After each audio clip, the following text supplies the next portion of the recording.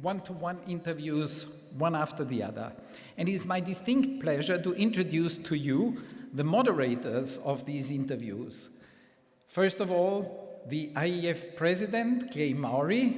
I would ask him to already take a seat over there. And the IEF Vice President for Academic and Science Relations, Tanya Masson-Swan, on that side.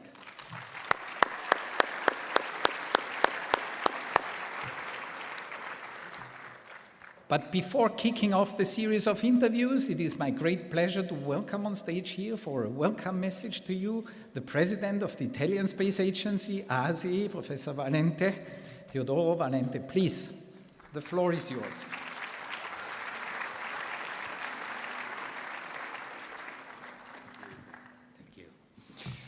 Thank you. Good afternoon to all of you, dear delegates, dear guests.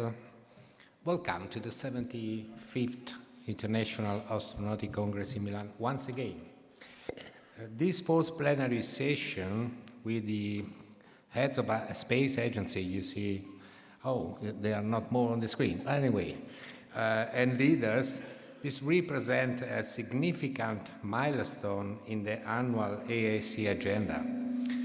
Furthermore, this year marks an historic event as the International Astronautical Federation, in collaboration with the Italian Space Agency, has organized the fourth AIF Global Space Leader Summit, which will be held behind closed door tomorrow. Therefore, today's meetings represents a unique opportunity to receive preliminary insights from you, esteemed leaders. The passion of space exploration, our passion for space exploration, is not merely our profession. It's a deep passion that guides our lives. And the space economy has emerged as a pivotal force, propelling the advancement of the global economy. It's imperative that we efficiently communicate the significance of space application both to the general public and to our policymakers, demonstrating the tangible contribution of our sector to the development of our communities and society across both developed and emerging nations for peaceful purposes. Unfortunately, as we well know, the current international landscape has tension, conflicts, and various challenges, but nevertheless, fully in line with the core principle and values of the AIF, we are deeply convinced that the international space cooperation and the fostering of mutual understanding are essential for our common success. And for us, space community, success embodies inspiration, innovation, scientific progress, technological advancement, inclusion, diversity, equity, and sustainability as the motto of this AIC. As you listen to the insights shared by Head of Space Agency, I encourage you to reflect on these fundamental keywords. May your engagement be fruitful, and let's bear in mind the theme of our Congress, which is Responsible Space for Sustainability. Thank you very much.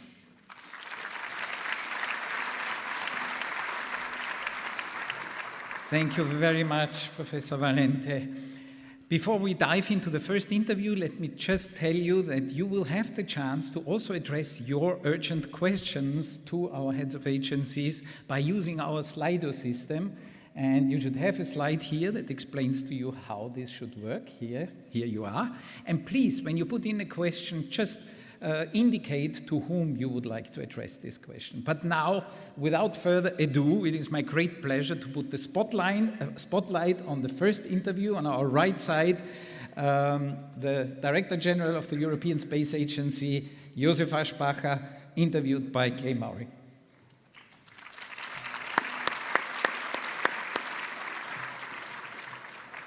Thank you, Christian. Appreciate you joining us on stage here, Josef. I've got a few questions for you, then we'll open it up to Slido. But let's start with Earth observation. We've been talking a lot about sustainability here this morning. You've had success with Copernicus. You've got the Earthwatch mission. What's coming up next? What are the challenges? What are the technologies that ESA is working on to talk about how we do sustainable for life here on Earth? Oh, thank you. Is it working? Yeah. No, thank you, Clay, and very happy to be here for this very nice format of interviews of head of agencies. Earth observation, of course, this is a strength of ESA. Personally, I've been involved a lot in Earth observation. I used to be director of Earth observation before becoming Director General of the European Space Agency. And we have really built up a very strong program which has different facets. Is it working? Yeah. Different facets. One is the Copernicus program, which is an operational program where we deliver on a routine basis literally terabytes of data every single day. About 350 are disseminated to the world every single day for free of any place in the world. So this is quite a service we do. We offer for humanity, for humankind, to use this data and to understand better climate, use it for agriculture, use it for many applications. But also the research missions called Earth Explorers, they are quite unique. One of the more recent highlights we had was IALOS measuring wind speed in cloud-free atmospheres. But also we have just launched EarthCare, which is a mission together with Japan, with JAXA, which has a cloud profiling radar and really measures the radiation balance of our Earth system. So we have a lot of data, a lot of missions that are quite, I would say, quite good to really understand better our planet. But the next step really is to use this data and not just measure and really convert data into information, to model our Earth system and making sure that we can use our data to better understand the Earth system, our planet, but also to model eventualities in the future. We call it Digital Twin Earth, where we really turn some of the handles or some of the parameters to see some extremes. What happens if one parameter changes this way or the other way? So the next big step really will be, and this is where we engage in ESA and also at European level, is to, of course, keep continuing measuring all these observables from our satellites, but also really convert it and go the next step. That means artificial intelligence, Earth system modeling digital twins to really better understand how we can use all these space powers we have for the benefit of our planet. Thank you very much. You know, space is getting more crowded. You know, about a decade ago, we'd had about 1,000 active satellites in orbit. Now we have several times that number. I think in January when I saw you in Brussels, we were talking about something like 40,000 satellites will be active within the next decade, more than that. You guys have a zero debris policy. Can you talk a little bit about that, what ESA is doing to try to promote that sustainability aspect of the in-space environment? Yeah. This sustainability, you just asked me about sustainability on Earth and what our Earth observation program is doing. Of course, there we really use our satellites to support sustainability on planet Earth, so climate change, agricultural, environmental monitoring, many of these activities. But of course, also in space, we have to look at sustainability, and this is exactly what we are doing with our Zero Debris Charter, but we have also other related activities that are dealing with sustainability of our Earth orbits. As you say rightly, we have today more than 1 million particles larger than a centimeter that are flying up in the orbit, debris, and they are quite dangerous. If one of them hits one of our spacecraft, or leave alone our astronauts, of course you can imagine what this means. This is life-threatening, or certainly threatening our infrastructure. So one initiative I took with our member states is to propose this Zero Debris Charter, which is a very simple charter, a very simple principle, which basically says that whoever is launching a satellite, if you sign this charter, you commit that you take it out of the orbit at the end of its lifetime. I think one would say this makes good common sense. And that's exactly what it is. So we have proposed and we have elaborated this charter with 40 organizations. So it's not an ESA charter. We have held the pen, if I may say so, but it's really different organizations who have contributed. And we have put it on the table. It was decided by our ministers as something that we should pursue and attract other agencies and companies to join. And I have to say, I'm quite impressed and quite surprised, actually, how big the interest on this charter is. We actually have a signature event later today, and after this signature event, where we expect another few dozens of signatories, we have more than 100 signatories signing up on a voluntary basis, because we are a space agency. We are not a regulatory body. We are not enforcing it, but we really call on all agencies, partners to voluntarily adhere to these principles, which are very simple. So I'm really grateful to all the signatories for joining this initiative. It's, I think, a marvelous initiative, and it really shows that I think we're pushing the right buttons here, because there's such a large interest. Of course, we have many signatories from Europe, but also the United States. We have some private companies from the United States who have signed up to it. One of them, if I may mention, because they are published, is Amazon. Amazon, through the Kuiper constellation, will adhere to the same principles to deorbit satellites at the end of the life. But also some countries, of course, European countries. Later in the afternoon, we will get Mexico and New Zealand to sign the charter, in addition to many other private companies or institutions who have done so already. So 100 so far. It keeps increasing. I get a lot of interest from many countries. I would like to thank every single one to sign up to it. We will have other signature rounds. Actually, the next IAC in Australia, we are planning again to focus on the Asia-Pacific region. So really, it's quite amazing, and I think very encouraging that so many are, as I say, voluntarily signing up to these principles. I think it's great, and I really would like to thank every single one from the bottom of my heart for this responsible act they're having. Thank you. The next question is a bit ominous. It's about, yes, please. Well done, well done. My next question sounds a bit ominous, but perhaps not. It's the anticipation of cosmic threats.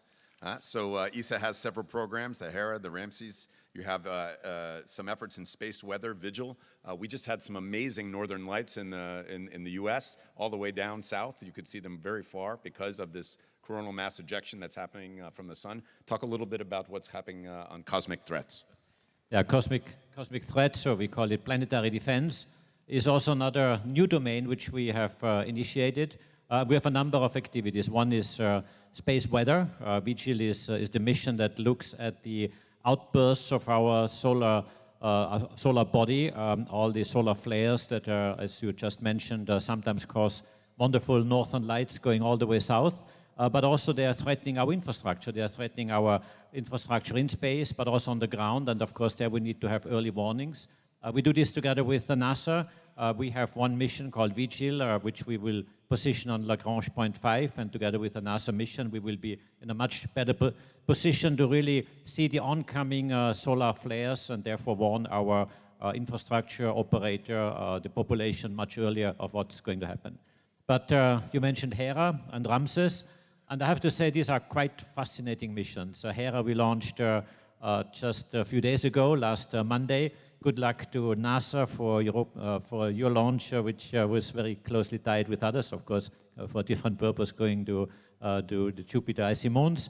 But we have Hera launched last week, and this is a mission that is looking at the asteroid that was which was observed first by the NASA DART mission, and then had a kinetic impact to really hit Dimorphos with the satellite itself, and change its orbit and change also its configuration. And this is quite impressive. It happened, of course, very far away from our planet Earth, so therefore our planet is very safe.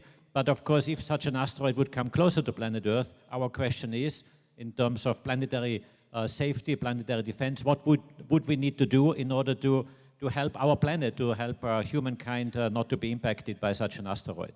And it's quite interesting what this mission will measure. It certainly looks at the impact of DART. We know, or we expected actually, or NASA scientists together with our scientists expected that the orbit of Dimorphos around Didymos will change by 2 to 3 minutes through this impact. The reality was it has changed by 33 minutes, so you really see that the impact was much larger than was anticipated.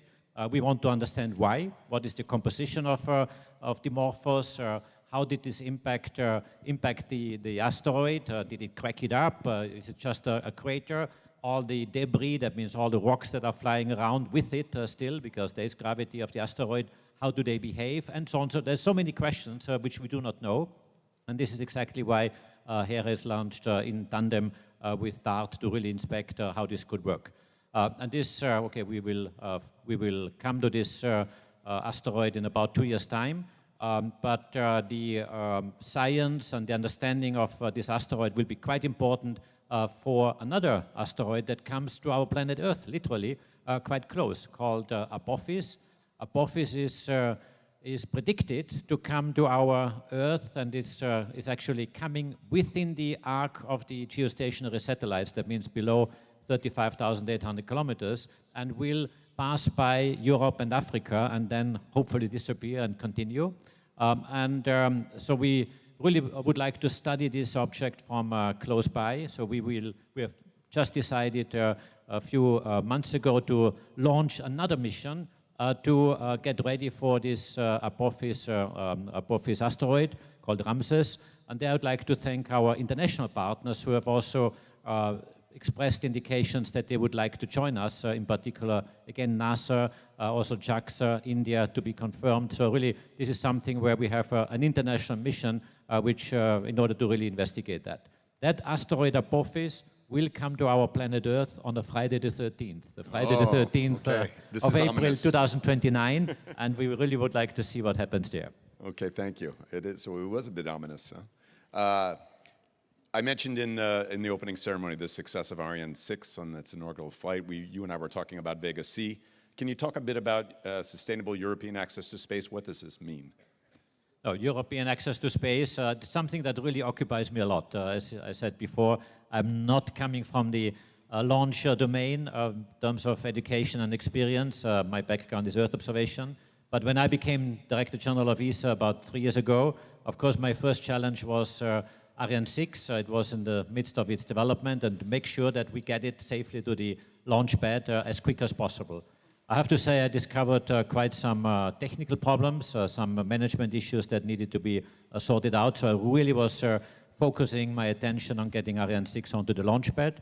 But in the meantime, we still had Ariane 5, so Ariane 5 had a few more flights, but we had a gap between Ariane 5 and Ariane 6, and this, of course, is something that I really made very clear to the public that Europe cannot have no access to space. So we do need guaranteed access to space, and this was a warning call, a wake-up call for all of us that we need to really focus on that. So we have decided, and thanks to the member states, quite a number of steps. On one side, of course, getting Ariane 6 onto the launch pad as fast as possible, and I can say the last 3 years have been very intense to make this work, and thank God successfully. Also, Vega C, we get it back to flight, return to flight by the end of this year. And in parallel, member states have decided that we will change gear. There's a paradigm shift, which we have agreed, a bit like the model followed in the US through the COTS program, that we as public institution, as ESA, we will buy launch services from private companies.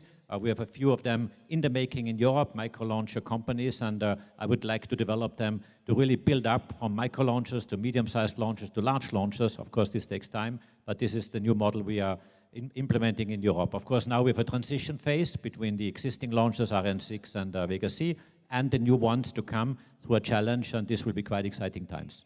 Super duper. Thank you so much. Appreciate your time. Thank you for joining us. Thank you.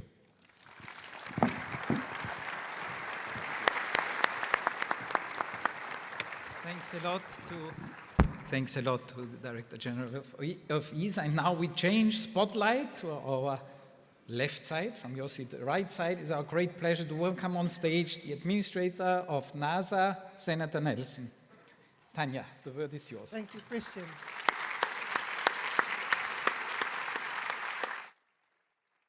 Welcome, Administrator Nelson. We're very excited to have you here and to hear also a little bit about what NASA is doing and planning and achieving. We're going back to the moon with humans. Could you tell us a little bit about whether the plans are still on track? What are you hoping to learn, and what will it teach us about perhaps going onwards further into Mars? Well, thank you for this opportunity. We are going back to the moon, not just to go to the moon. We did that a half a century ago. We're going to a different part of the moon. Before, the equatorial range of the moon. Now we're going to the South Pole. We think that there is water there. We know there's ice in the crevices of the rocks that are in permanent shadow. And if there is ice, and if there is further water in abundance, then that opens all new opportunities of hydrogen and oxygen. So we're going to a different part of the moon. We're also going in a different way. We're going with our international partners, and we're going with our commercial partners. And so just yesterday, SpaceX had the very successful fifth launch as they developed this very large rocket that has about 16 million pounds of thrust at liftoff. And this was another one of the steps in the iteration of developing that, of which they will join us in lunar orbit. Our astronauts will then transfer into the SpaceX lander and later a Blue Origin lander. So we're going to a different part of the moon in a different way with new partners in order to learn how to live in that environment, how to create, how to invent, how to do all of the things that we have to do to go all the way to Mars. The moon is only 3 or 4 days away. Under conventional propulsion, Mars is 6, 7, 8 months away. And then if it took that long, the planets are not realigned in such that you could get back in 6 or 8 months. You might have to wait there for a year or two.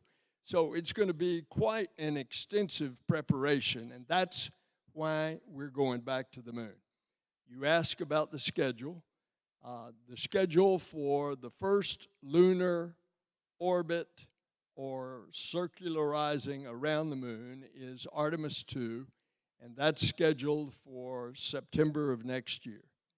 And then for the first landing would be on a schedule about a year later, after that in late 2026. Exciting. A lot is happening, and I'm sure all of the people here in the room were watching that launch yesterday. That was totally mind-blowing, and of course, every little step we go a bit further. Now, a few years ago, NASA and a few other partners launched the Artemis Accords, and that has been seen an exponential growth, because I think it's now nearly 50 countries that have signed up, and of course that's also very impressive. I'm a space lawyer, so I look at the Moon Agreement, which is now, you have exceeded almost 3 times the number of parties to that agreement. So could you talk a little bit about the Artemis Accords? What does it mean, and what is the intention of these principles? Thank you for that. The Artemis Accords are a declaration of the peaceful purposes and intent with which you explore space. It is simply that. It names a number of things, such as the scientific research will be done for peaceful purposes, that you always look out for others that are exploring in space, and that you don't violate their particular experiments, that you come to each other's aid in a rescue attempt, that something would be wrong and someone is having difficulty in space. And thus, you have similar kind of materials and equipment so that you could come to somebody's rescue. The whole intent is peaceful uses of space. And because of that, I think in increasing numbers, nations are signing, joining the original 8 nations that signed up a couple of years ago. Wonderful, and that indeed translates that whole new landscape that we're into now. And perhaps as a follow-up question, indeed, as you mentioned, it's not only the space powers who have signed up and who are eager to cooperate with NASA, but also the so-called emerging spacefaring nations. So where do you see a common ground, and how can they be involved? The common ground is, do you want to explore space, and to do it peacefully? And I think, for example, the first two African nations to join were Nigeria and Rwanda. Here at this conference, I've met the new head of the African Space Union, and I think you will see many more of the emerging nations to join. Exactly, so it's exciting opportunity to involve all of humankind, and that is indeed a big game changer from the Apollo era, of course. And in your time as NASA administrator, how have you seen the world or the space field evolve? Could you draw us, make a drawing of the changed landscape that you've seen emerge? We are in a golden age of space exploration. We're seeing so many other nations that are now involved in space exploration. We see the exploding of technology that are allowing us to do new things. I draw your attention to the James Webb Space Telescope, positioned 1 million miles from Earth on the opposite side of the Earth from the sun, always scanning, looking out into the vastness of space. And the discoveries are rather extraordinary. The discoveries are, we're answering questions that we don't even know what the questions are. We are now peering back in time almost to the very beginning. The capture of light from the formation of the first galaxies. And that was only about 290 million years after the very beginning, or about 13.5 billion years ago. Think about how long a distance that is. Light traveling at 186,000 miles per second, and that light of those first galaxies is traveling for 13.5 billion years. That's a long distance. Makes us young. It makes us also wonder at the vastness of this cosmos. And so these are the kind of things. Joseph already talked about hitting the asteroid in our mission DART, and they're going to measure specifically with their instruments just how much it was moved.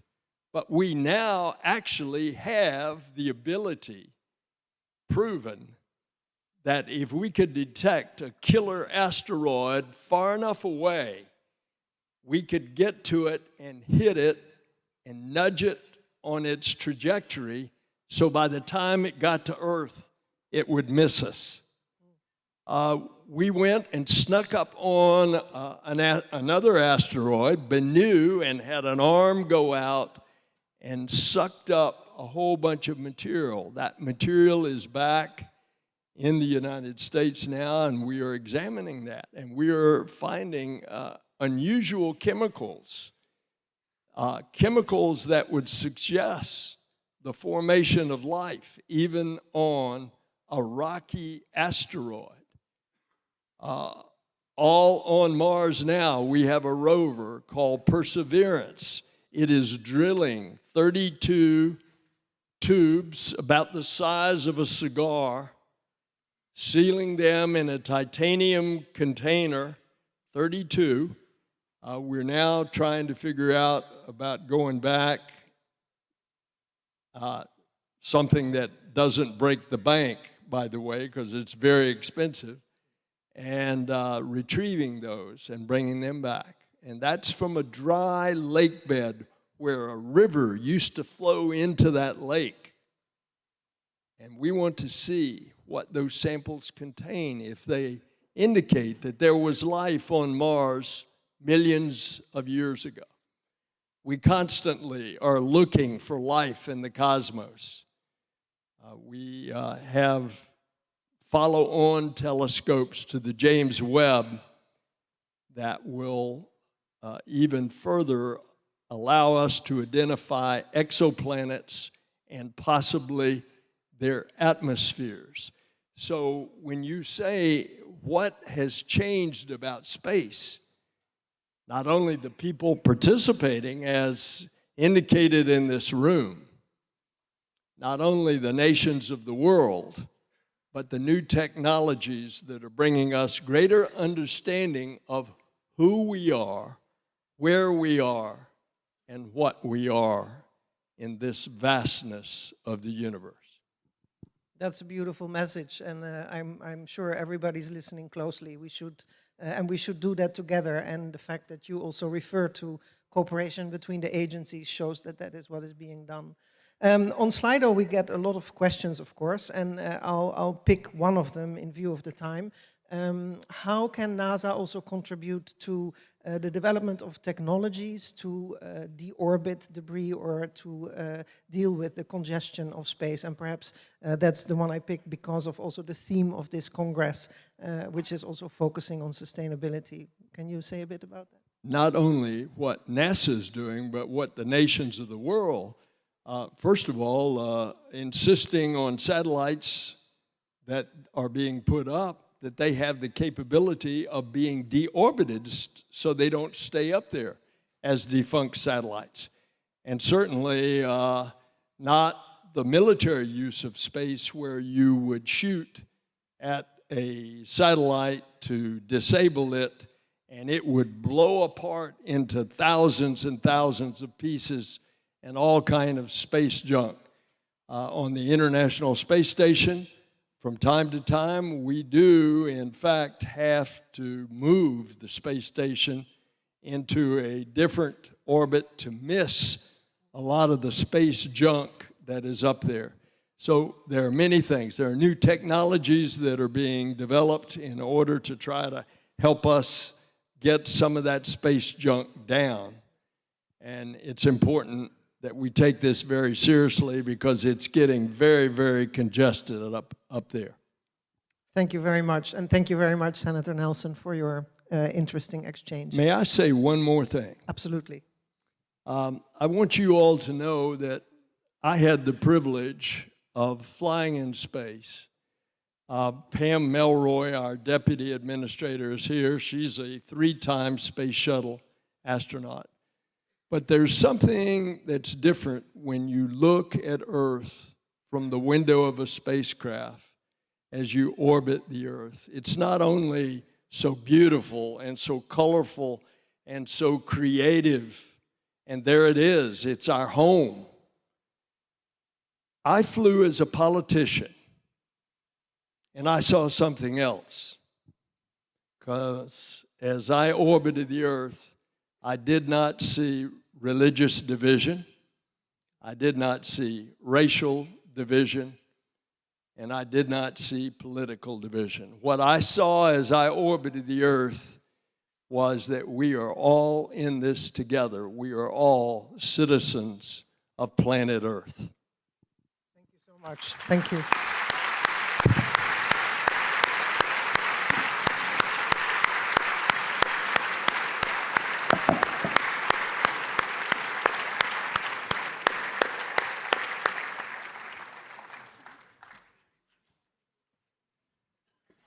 Thank you very much, Senator Nelson, for these inspiring words. And now we change again spotlight to the right side, and it's my great pleasure to welcome on stage the President of the Japan Aerospace Exploration Agency, JAXA. Clay, the word is yours. Thank you, Christian. Dr. Yamakawa, thank you for joining us here today. Let's talk about from last year to this year. What are some of JAXA's, let's say, most interesting developments over the past year? Okay, it's a really great pleasure to see you again, Clay. And well, this year is really a busy and also at the same time fruitful year for JAXA. I always say busy is good. And for example, this January, JAXA's lunar lander called SLIM successfully landed on the surface of the moon with pinpoint technology. And pinpoint technology means precision within 100 meters. So that's, I think, a great milestone for us to the next steps. And in February, we have successfully launched the second flight of our H3 rocket. That was a major milestone for us because we are at the transition phase from our H2A operational rocket to H3. And so the success of H3 number 2 was a great milestone for us. And also in February, as part of our JAXA's commercial debris removal mission, Astroscale of Japan have launched its satellite called ADRAS-J to conduct rendezvous and also proximity operation of the target space debris. The target means that we are trying to actually remove that space debris from the orbit in the near future. And in April, the government of Japan and the United States have signed the implementing agreement concerning the lunar surface activity and utilizing the pressurized rover. And JAXA will develop and provide manned or crewed pressurized rover. And at the same time, we will have 2 flight opportunities of the Japanese astronauts on the surface of the moon. And also this May, we have jointly developed EarthCare, as already explained by Joseph. And that was really a great achievement in terms of our Earth observation program. JAXA has actually provided one of the sensors on board EarthCare. And finally, I would like to say this July, H3 rocket number 3 launched successfully our ALOS-4 satellite, which is an Earth observation satellite with radar technology. So a lot of things happened. Some amazing achievements. Dr. Aschbacher talked a bit about European sustained access to space. Can you talk a little bit about it from a Japanese perspective? How does H3, let's say, keep that capability relevant? Well, from technology point of view, it's very simple. Testing, testing, and testing. That's it. But at the same time, I would like to thank the Japanese government and also our commercial partners to greatly support us to develop the next generation launch vehicle H3. And the good thing is that just recently, both Eutelsat Group and also UAE Space Agency have press release that they had an agreement with Mitsubishi Heavy Industry, who will be the prime contractor of H3, that will have a signing agreement in terms of the launch service utilizing H3. So I think that H3 rocket will have international competitiveness. Fantastic. You mentioned ALOS-4, this mission. Can you tell us a little bit more about that, Earth observation? But what's ALOS-4? Yes. Okay. What's the objective for this? Yes, ALOS-4 is our it's a radar Earth observation satellite with beamforming technology, and the purpose of ALOS-4 is to contribute to disaster monitoring or disaster response, and also environmental observation and also maritime observation. So it's very important for our daily life, and the data of ALOS-4 is not just used for internally in Japan, but also contribute to the international community by providing disaster satellite images of the devastated area. So we're here at this conference with the theme, responsible space for sustainability, and we're talking a lot about this. Asked the same question to Director General Visa. How does JAXA look at sustainable space? You mentioned Astroscale as a company that's looking at this. From an agency perspective, how do you view responsible space? Well, I think sustainability is the key word for space, for our space activities, not only for Japan, but also for everybody in the world. And for example, the recently developed H3 rocket has its controlled reentry capability to not produce more, space debris. And of course, in order to avoid collision, we are engaging in space SSA, space situational awareness for decades. And also, we are, as I mentioned, collaborating with our private sectors to actually reduce the number of space debris in the near future. So that means the active space debris removal. But also, I said three things in terms of from a technological point of view, but also I think it's very important to contribute to a kind of rule-making or guidelines, because both rule guidelines and also technological point of view, those two are necessary for moving forward for sustainable use of outer space. Very good. So I was in Tokyo this summer. I got a chance to see you there for the Space Tide conference. Yeah, my pleasure. Space Tide and Secure World Foundation did an event there. And everyone was talking about this, this fund that the Japanese government is now investing quite a bit of activity.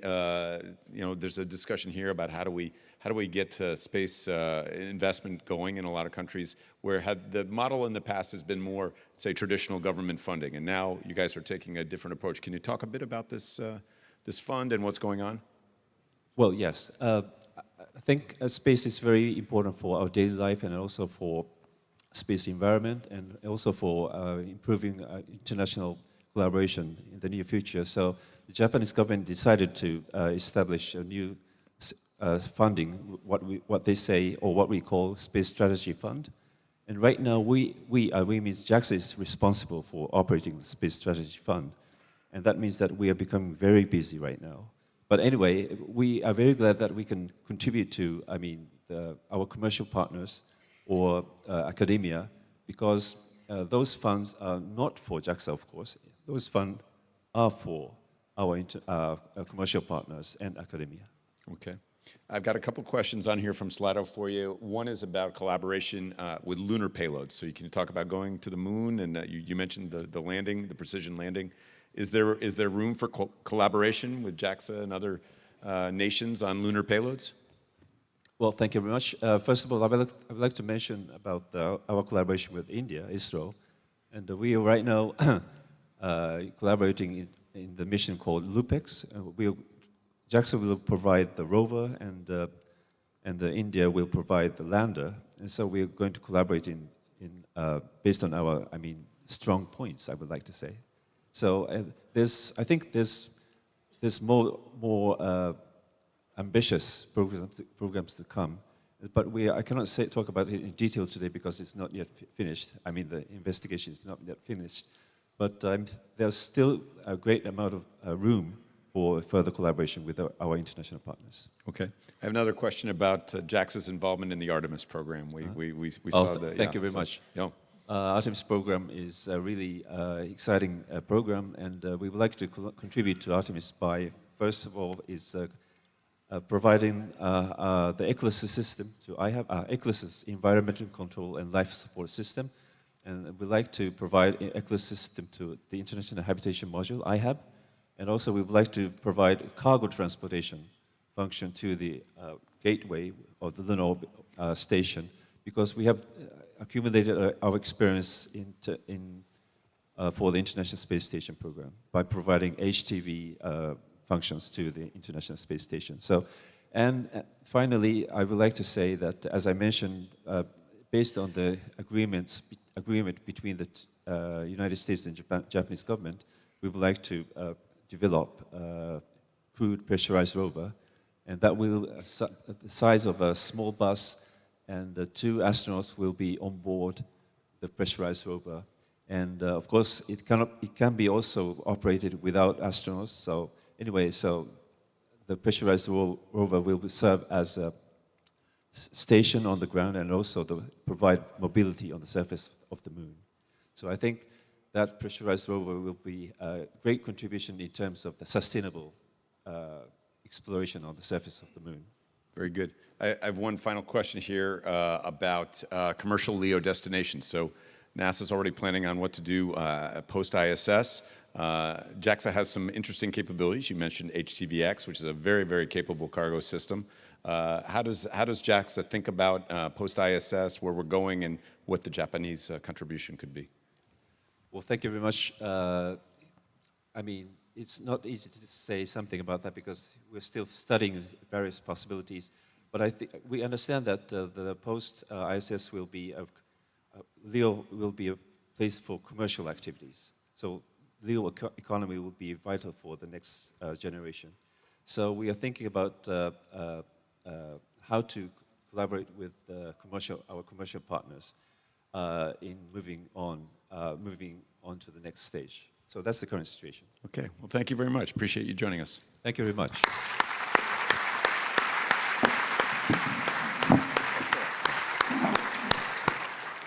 Thank you very much, Dr. Yamakawa. And we switch spotlight again to the left side. And it's my great pleasure to welcome on stage Dr. Somanath, the chairman of the Indian Space Research Organization, ISRO. Tanya. Thank you, Christian. Welcome, Dr. Somanath, and let me first congratulate you again on the important award that was given to your agency this morning, the World Space Award for the exciting Chandrayaan-3 mission, only the fourth country to reach the moon and the first to reach the South Pole of the moon. Could you speak to the audience about the ongoing Indian missions? What's next? What is going on in your plans? Thank you so much for that blessings that you have given through our team, ISRO, for that great mission, Chandrayaan-3.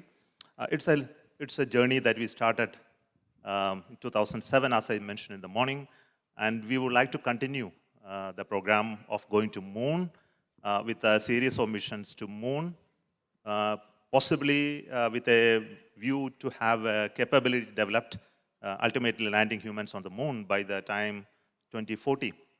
But we have announced recently many missions, especially in the domain of exploration. Chandrayaan-4 is announced as the mission to go to moon and bring back samples. We also announced a mission to go to Venus as an orbital mission now, possibly with a capability to put a probe into the atmosphere of the Venus. You know, Venus has a very thick atmosphere, and going down to the surface is really challenging, and we are looking at how we can do that. We also announced building a space station. The very first part of the module of the Bharati Antariksha Station has been announced, which we would like to launch by 2028. And also we announced a building of a new rocket to do that at a later point in time. So these are some of the futuristic programs, but by the time that we do that, we have a series of Earth observation satellites. We are also working on climate and other related observations to help the issues of sustainability and climate change to be addressed, especially to support the national programs related to sustainability on Earth, of course. Exciting. There's a lot ahead. I can see another World Space Award coming. I also recall that as ISRO chairman, you recently announced the intent to also launch a program, perhaps a bit similar to what ESA DG announced. It's called debris-free space missions. Could you tell us about that? What does it mean, and how does it address sustainability? I think as all of us were discussing this issue of sustainability in space, goes with a cooperative work of maintaining space cleaner, though there is no way that we can reduce the number of spacecrafts, but then we should actually reduce the non-functional spacecraft and also creating additional debris from launchers as well as from other disposables.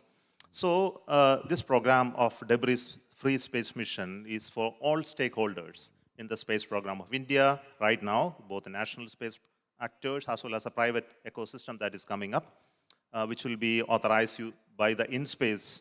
So all of them were asked to maintain the zero debris emission principles, where we ask all the spacecraft at the end of its life to be deorbited, as well as they don't create debris through functional systems like the pressurization and other propellants that are left over. We also insist that the launchers will have capability to passivate them or deorbit them in the due course. Not only just for this part of it, that we look at the human space flight mission as a very critical capability that many nations are going to develop in the due course. So that zone where humans are going to stay, the 400-kilometer plus or minus 30 kilometers, must be preserved to maintain as a very clean area. And while we plan orbits for missions, that we must make sure the transitioning through that region should be minimized so as not to cause harm to the human spaceflight missions. We also should work on other issues related to frequencies and orbits and sustainability in a big manner. So this is something that we have proposed in the 42nd IADC conference, which happened in India recently. Wonderful. So, and is there also a specific timeline to this, like 2030? Yeah, we have brought out the timeline where this will be implemented in full force by 2030. Yes. Good. So we see some convergence, which is really, I think, heartening. Now, you've made reference already to the changing ecosystem in India. Obviously, you have opening up of the market, commercial companies coming, perhaps also foreign ones. How is that going, and are they also going to be held to these sustainability goals that you just outlined? See, as you mentioned, I'll start from the point of sustainability. I think this sustainability has two elements: one, sustainability on Earth as well as in space. But with the emerging actors after the space sector in India has been opened out, I think there is a huge increase in the interest in private companies to work in space. Today, we have almost 200 startups and companies who are into space, building small rockets, launchers, building satellites, as well as deploying applications. I think this is a great thing to happen. We also brought out a new policy, the space policy in 2023, and also we brought out a new foreign direct investment announcement, and we also brought a geospatial policy of data sharing for especially dealing with the huge amount of data that our Earth observation satellites have been collecting over the years, how to make it available to stakeholders and make value out of it. I think all these have created huge interest in the space ecosystem, and we are also trying to collaborate with other space nations in a big way through the front-end organizations that we have, not only the ISRO, but the InSpace, as well as the New Space India Limited, which is the public sector undertaking, through commercial activities, as well as by industry connections. I think all of these are really creating a real buzz in the ecosystem in India today. And we look at space manufacturing as the key area, domain that we would like to develop in India in due course of time. That's also exciting. And you also mentioned cooperation with other agencies, and JAXA president also referred to that. Could you say a bit about what you're doing in terms of cooperation with other agencies on projects? No, there are many. I think we have agreements with at least 66 nations, agencies, so who are working in space. Indian Space Research Organization has that many. But then some of the important and interesting ones are the one with NASA. The NISA is an interesting spacecraft that we are building together, a synthetic aperture radar in 2 bands, and we're hoping that this launch will happen early next year, which is going to cover Earth in these L and S bands in every 12 days, which will give us a lot of information related to the Earth, climate, etc. We are working on a spacecraft called Trishna, which is a thermal imaging satellite with CNES and India collaborating on this critical thermal imaging of entire Earth, which is again very important for agriculture and climate related, and also the weather impact on various issues on surface. We have, as you already mentioned with the JAXA, we are discussing on the future lunar program, and with the ESA and many other stakeholders in Europe that we have connections and collaborative work in the past, and it's continuing. Right. And you're also a signatory to the Artemis Accord. Of course, that we have been a signatory in the last year, and we started our engagement with all the Artemis signatories, yes. Wonderful. I'm looking at a few questions that are coming up on Slido, and one of them is how and when will India enter into the human spaceflight domain? You made reference to the plans for a space agency. Maybe you could elaborate a bit further on that? See, we started the human space program long back with only one astronaut in India we have, Rakesh Sharma, who flew with Senator Nelson. They trained together. They are the good friends. Yeah. So we are looking at creating the human space program. We call it Gaganyaan. This program started 4 years back. And this coming year, we will be having the first unmanned mission with the crew module and stuff, all of that. Then followed by 2 more unmanned missions and leading to the crewed mission by 2026. That's our timeline now. But recently, government announced its continuation of the program, and we are also having a joint mission to ISS. 2 of our astronauts are undergoing training at US now for a mission to International Space Station along with European colleagues, and that will be something that we are looking for a collaborative mission. And we would like to continue this program. At least 4 of such missions have already been announced by the government. So we are developing most of the technologies in India, but it's a painfully slow process of developing human spaceflight capability. I'm hoping that all of this will come through very well coming days. Of course, yeah, it's complicated because you want to bring them back home as well as sending them into space. That's the challenge, yes, of course. That's the challenge. Another question is about rockets, and a question is about whether India also has a roadmap towards reusable launch systems. And of course, we saw again the great achievement that happened in the US yesterday. Are you working on this? Are you thinking of that? Yes, of course. I think all of you realize that reusability is mandatory for launchers. And it's just not for sustainability part alone. It's a principle is cost reduction. The access to space has to be affordable for us to expand the space program. So we are looking at our new launcher, we call it NGLV, to be developed with the reusable capability of its booster. So the key technology for it is a throttleable engine. We are developing a LOX methane-based throttleable engine in India. And we hope that using that engine, we should be in a position to do this rocket development in another 6 years of time. So that's the timeline we are set for it. And also, we have already the stage technologies for the upper stage, which is the cryogenics currently used in our heavy launcher, the LVM3. So that will be scaled up to fit into this launcher. So with a new single engine development, we should be in a position to build that rocket, which will have something like 30 tons to LEO capability. Yeah. Impressive. And maybe a last question, you also referred to plans to go as far as Venus, I think you mentioned. Are there plans also on developing nuclear propulsion? Senator Nelson also mentioned this, maybe as a possibility to go to Mars in a reasonable time frame. Is this something India is also looking at? See, all of you realize that nuclear propulsion is something that can be used only for interplanetary travel. It's not something that comes into handy for missions from Earth. So, and we have a matured nuclear capability in India with its building of plants and other compact reactors. A long-term vision is already set for it. We are working on it, but then it's not immediately visible, the availability of such an engine and its use, yes. Okay, wonderful. Thank you so much, Dr. Somanath. Thank you so much.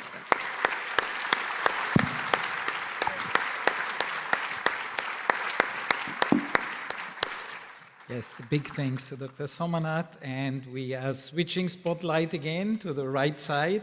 It is now my great pleasure to welcome on stage the President of the Canadian Space Agency, Lisa Campbell. Clay.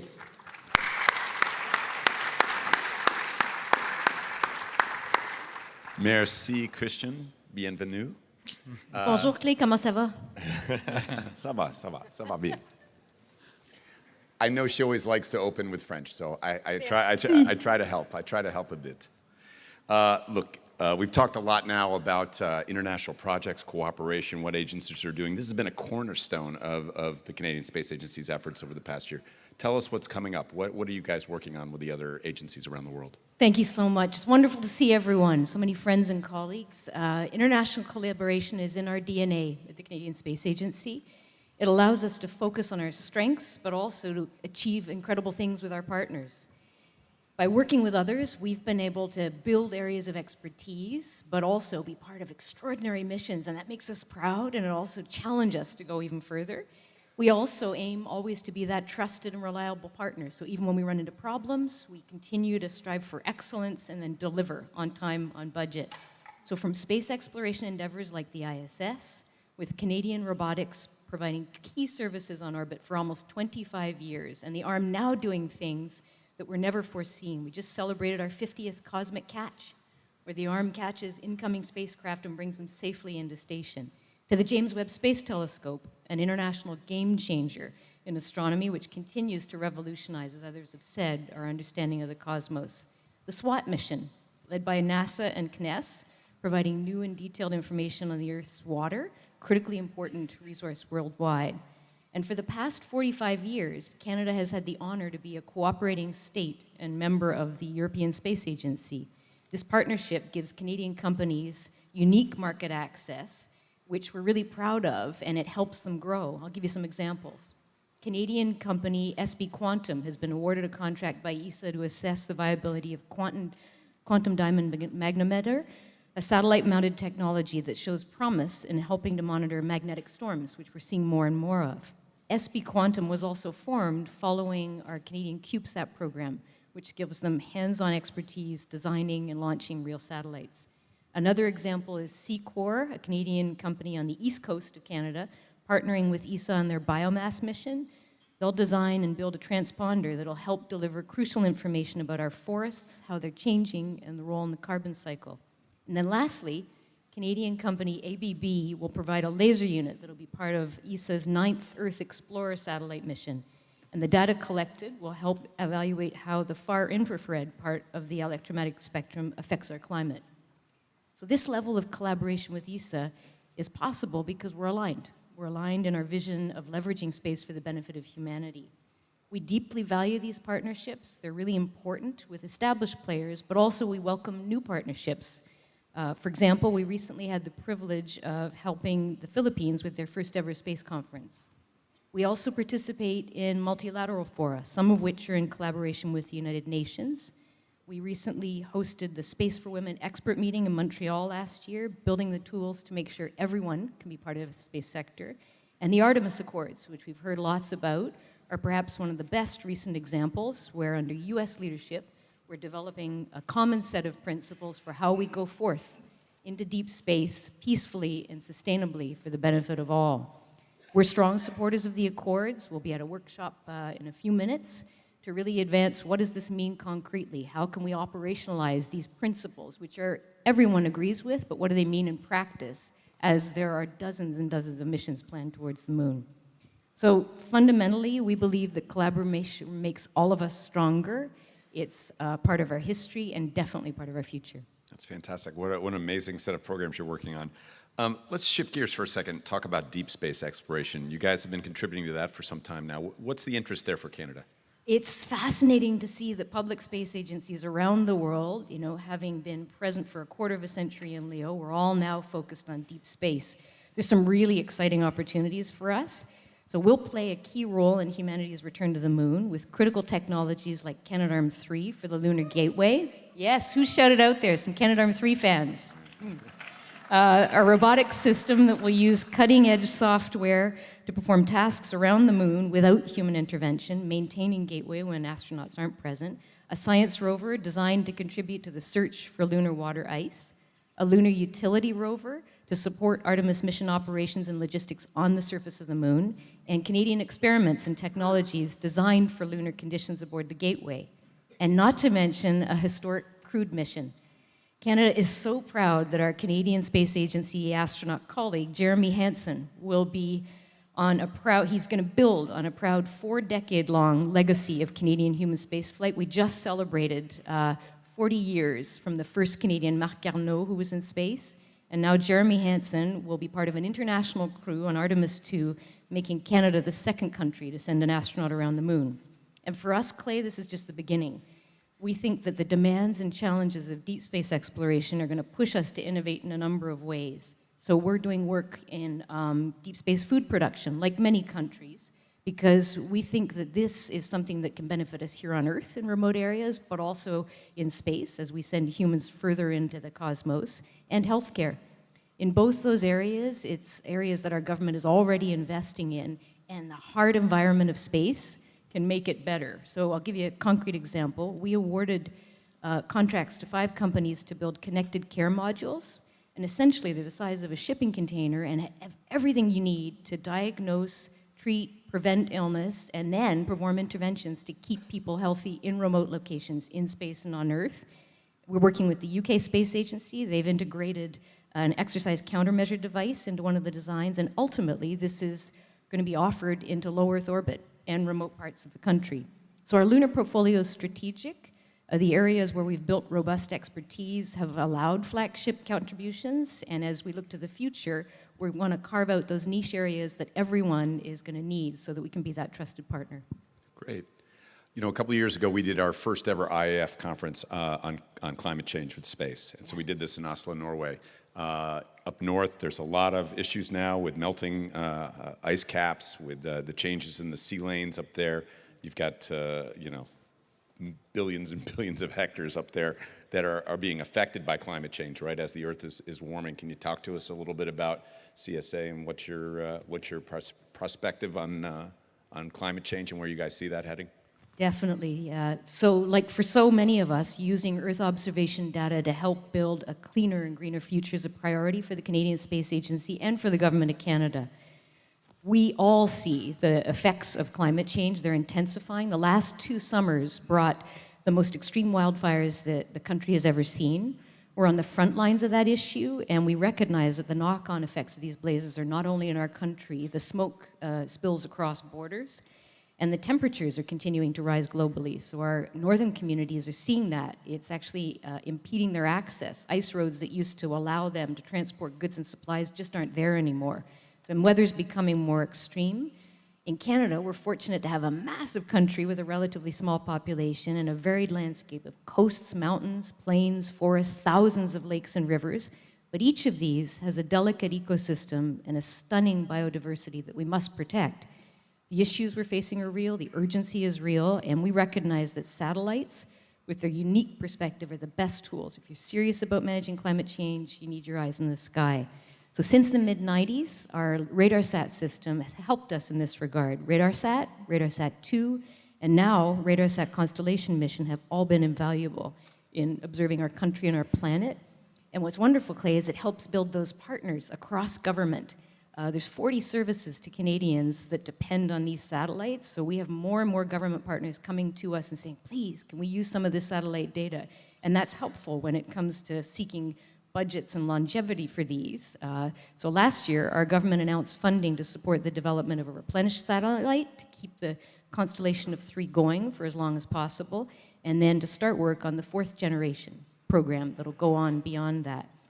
We are also working on WildfireSat, a dedicated satellite that's going to help us more efficiently manage wildfires, determining their peak burn time so that we can protect people, communities, and infrastructure, and effectively use those precious resources of firefighters and water when they're most needed. But we can't do it alone. Climate change is a global issue. It demands global solutions, and it means sharing data, but also sharing missions. So we are joining forces on the High Altitude Water, Vapor, and Clouds, or HAWK mission. It's Canada's contribution to NASA's led atmospheric observer system with JAXA and CNES. So it consists of 3 innovative instruments and 1 satellite, and it will give us critical data to support extreme weather prediction. I mentioned earlier SWAT, but it's also not just about launching satellites, it's about maximizing the return on investment from the data. So we're pretty passionate about that. We are starting a pilot project called Digital Earth Canada to push out open data that everyone can use in an accessible way and create new businesses, but also help with analytics and modeling. Because as much as we can do at the macro level, it's truly about what does it mean for me in my community on the ground? How is this data relevant to me? And it's incredible what we can witness when you give that data to people. It helps us coexist with the flora and fauna around us. So to close on that, biodiversity is one of the main topics this year at the plenary of the Committee on Earth Observation Satellites, also celebrating its 40th anniversary. We're proud to chair it, and the meeting is next week at our headquarters. Super. You know, I've had some questions on Slido, but it actually represents one of the questions I have here, my last question here for you, which is, look, at the IAF we have 3G Diversity Plus, and that's gender, geography, and generation. If it's okay, I say you're the only woman here on the platform. Tanya, no offense, but the only space agency leader woman here on the platform today. Can you talk a little bit about what, yeah. Thank you. Hang on, we're going to do something fun. Perhaps that the people who identify as female in the crowd could stand up, if you're able to. Please. There we go. There we go. There we go. Oh, wonderful. So, I'm just going to stand up for them. Salute you. So as an industry, we've struggled a bit, right? Because we don't have as many women represented. Can you talk a little bit about underrepresented populations in our industry and what CSA is doing to address it? How do you think about it? Yeah, well, I think about the panel that we had earlier this morning that talked about the ways in which we present data, which is limited to visual, and it should be multisensory. Surely, if any sector can figure out that you need to get rid of barriers so that you can bring in all of the ideas, it should be the space sector. We should be working so hard to remove all of the barriers so that everyone can be part of our magnificent adventure, because we're facing hard problems. We're going to have a reckoning soon when it comes to space sustainability. We've created a huge problem for ourselves that is going to make it difficult to use space infrastructure, and it's urgent. So at the CSA, we're working hard on this, and we've made some strides, but it's not only at the agency. We also want to change the space sector across the country and hopefully have an influence internationally. We hosted Space for Women, as I mentioned, in Montreal. That we did with the United Nations, and we've created a toolkit that any country can use to help increase representation so that we're actually representing humanity as we go forth into the cosmos. We want those brilliant and diverse minds. We need you, and we actually recently published a funding opportunity focused on increasing equity, diversity, and inclusion in the space sector, and the results show great promise. I view it as a huge opportunity as well, Clay. The first projects funded have been a STEM internship opportunity for post-secondary students of underrepresented groups to advance their knowledge of space health research, a space competition specifically for women and Black post-secondary students, and tailored space education activities for post-secondary students that are underrepresented in the space sector. But all of this, Clay, goes back to inspiring children, so that when they're 5 years old, wherever they are, they can see, I can be part of this, I can be part of the space sector, I see myself, or I know that it's possible for me. So we do a lot of outreach across the country, in the north, in indigenous communities, meeting children where they are, making sure that the tools we provide means that they can explore, dream, be part of the magnificent space adventure. Our goal is to ensure that future generations can study and contribute to the global space sector and push humanity forward in so many ways. Thank you. That was very helpful. Thank you. Thanks, everybody.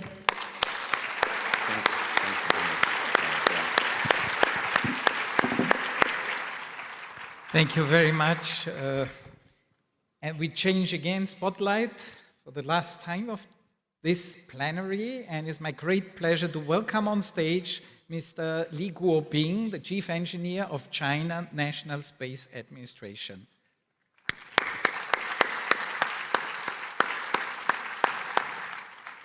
Welcome, Mr. Li. Now we see something beautiful here on the table, and we're all very curious what this is and very excited that you tell us what we are seeing. What are we looking at? 应大会组委会的邀请，我今天呢给这次大会和展览带来一个特殊的一个展品。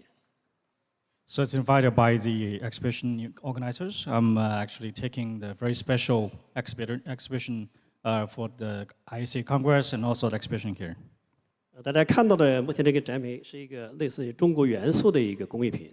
实际上，在我们这个圆形器皿里镶嵌的是我们刚刚带回来的月球背面嫦娥6号带回月球背面的样品，月球样品。So it looks like some kind of artifact with Chinese culture inside, but actually it contains some of the samples we get from the far side of the moon from Chang'e 6 mission.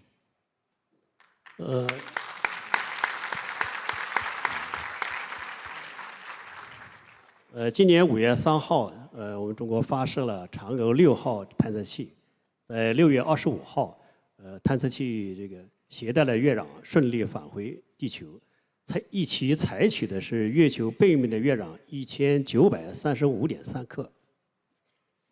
So in the May 3rd of this year, we successfully launched the Chang'e 6 spacecraft into the lunar orbit, and then in 25th of June, we have the return capsule returning the lunar samples. It's around 1,935.3 grams of lunar samples.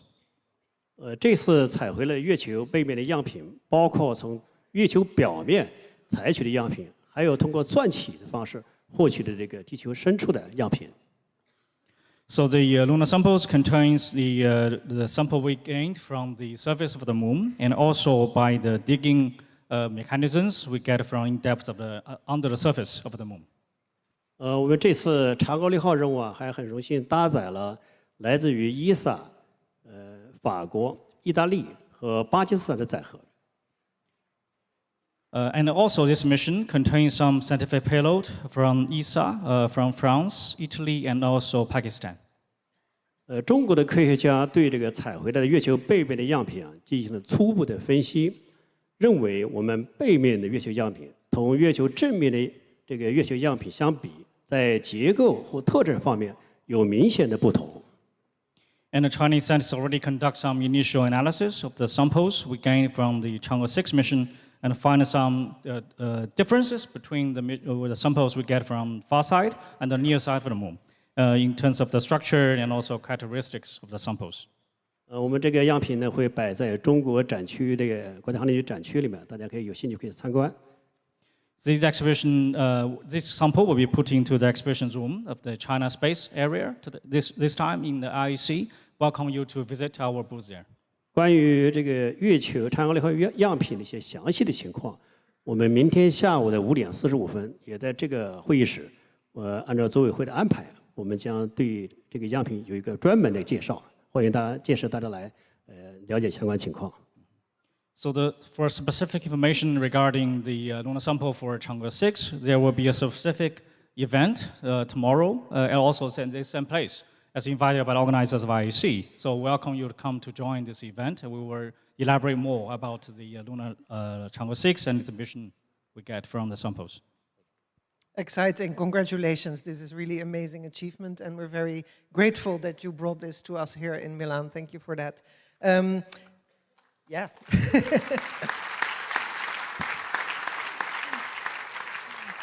And it's maybe hard to look ahead what's next, but could you tell us also a little bit about what are the coming plans, other plans and missions that China is planning in the near future? 关于未来几年的中国航天的发展规划呢，我想简要做一个以下的表述啊。So I'd like to elaborate in a few points regarding the plans of China Space in the next few years. 我想首要的呢，可能还是要完成好我们自己关于在月球和行星探测方面的任务。So the first of all is to conduct our missions regarding the lunar exploration and planet exploration. 首先是嫦娥7号的卫星的任务，探测器的任务，预计在2026年的实施，将降落在月球的南极，主要目的是寻找在月球南极有水冰存在的这些证据。The first mission, the next mission will be Chang'e 7, which will be launched around 2026. Will be landing on the south pole of the moon, and the main purpose of the mission is to find the evidence of the water ice. 嫦娥8号任务呢，也是我们正在开展的一项任务，预计在2028年前后的实施。这次任务呢，也将着陆在月球的南极。And the next mission will be Chang'e 8 mission, which is under demonstration, and we're planning to launch that by 2028, and also will be landing on the south pole of the moon as well. 我们在去年的宇航大会期间宣布了嫦娥8号将搭载我们国际同行有200公斤的载荷搭载机会。目前呢，我们这个国际搭载载荷的任务正在选取确定过程当中。Last year in IAC in Baku, actually China CNSA announced the possibility to launch SP-drive payloads from international partners around 200 kilograms as a scientific payload on Chang'e 8. And now the process of selecting the Chang'e 8 international payloads is still ongoing. 另外呢，我们中国的载人登月的任务也正在实施过程当中。我们计划在2030年前，中国的宇航员将登上月球的表面。And China's manned mission to the moon is also under implementation, and the target is to by 2030, Chinese astronauts will be on the surface of the moon. 在这个任务同时呢，我们正在开展的一项重要任务，就是推进作为这个实施国际月球科研站计划，也就大家看到后面这个屏幕的相关任务，这个任务正在认证过程当中。And in the same time, we are conducting feasibility studies and analysis for conducting next missions to the moon, which is International Lunar Research Station. You can see on the screen right now. 另外我们还正在组织实施是行星探测计划。我们计划在明年2025年将发射我们中国的天问2号行星探测器，将从小行星上进行采样返回。And apart from that, we are also conducting missions to other planets for the exploration. For example, like in 2025, we're planning to launch our Tianwen-2 mission to collect the samples from the asteroids. 下一个任务呢，就是天问3号任务。计划在2028年，我们中国这个火星探测的第2次任务将发射天问3号到火星表面着陆，并在火星采样返回。And the next mission will be on 2028.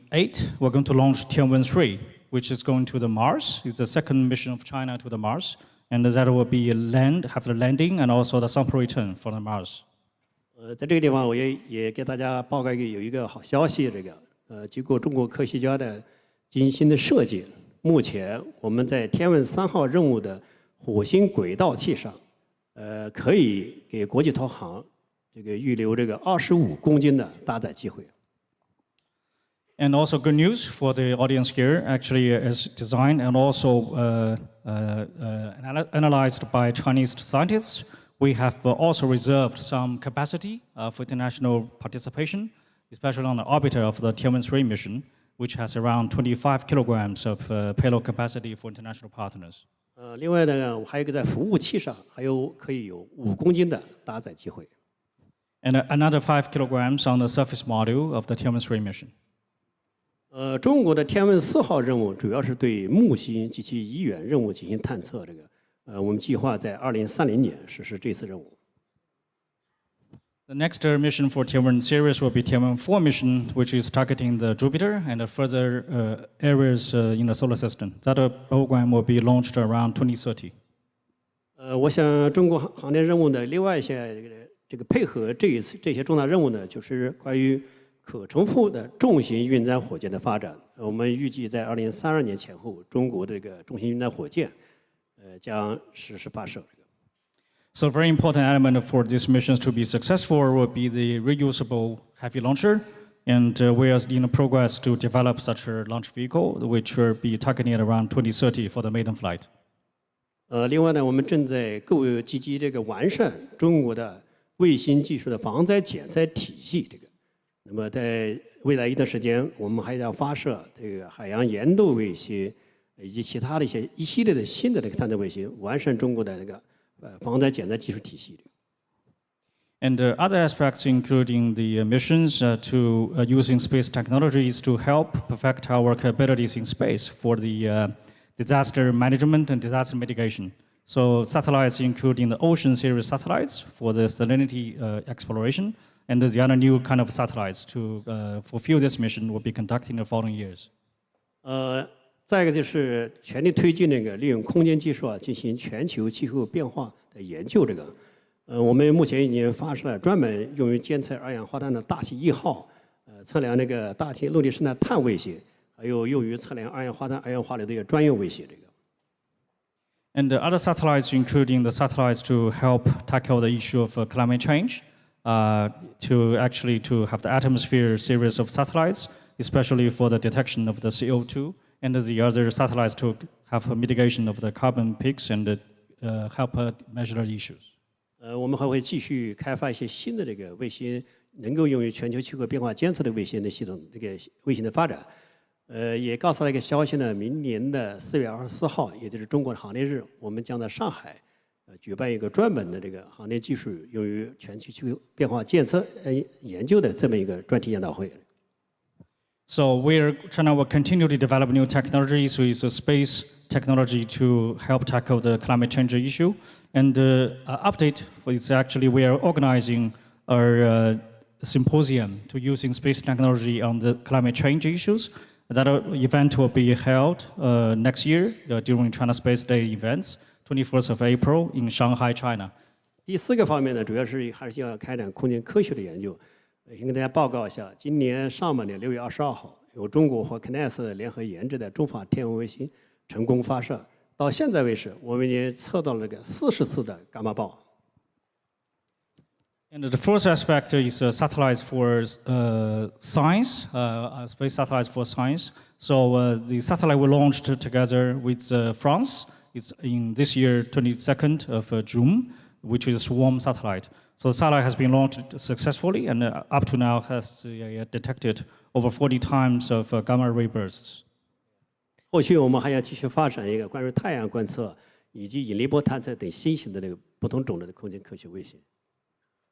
And in the future, we'll develop new kind of satellites to explore for the purpose of scientific research, for the solar system, and for the sun exploration, and also like for the gravity wave.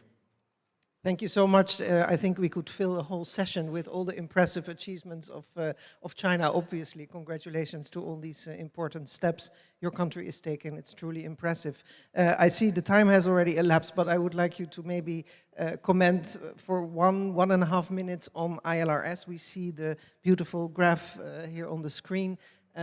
Could you maybe expand a little bit on the plans of the ILRS, how is it going? We have many countries that have signed up to it.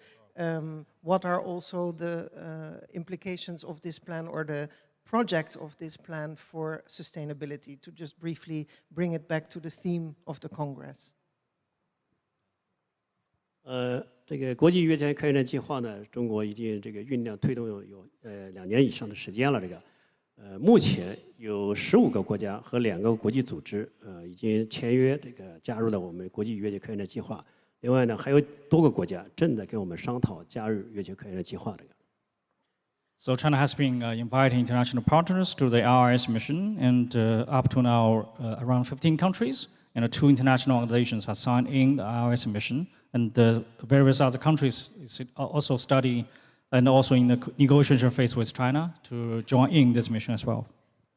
这个计划呢，也是一个长期的计划。我们预计分为2035年前建这个基本这个月球科研的这个项目，这个工程到2045年能建立一个完善性的这个国际月球科研站。So this kind of program is really definitely a long-term program. So our programs to be put into 2 phases. By 2035, we're planning to build a basic model for the ILRS, and by 2045, we have a more perfected extended model for the ILRS. 目前呢，正在开展这个国际月球科研站这个方案这个详细的这个论证工作。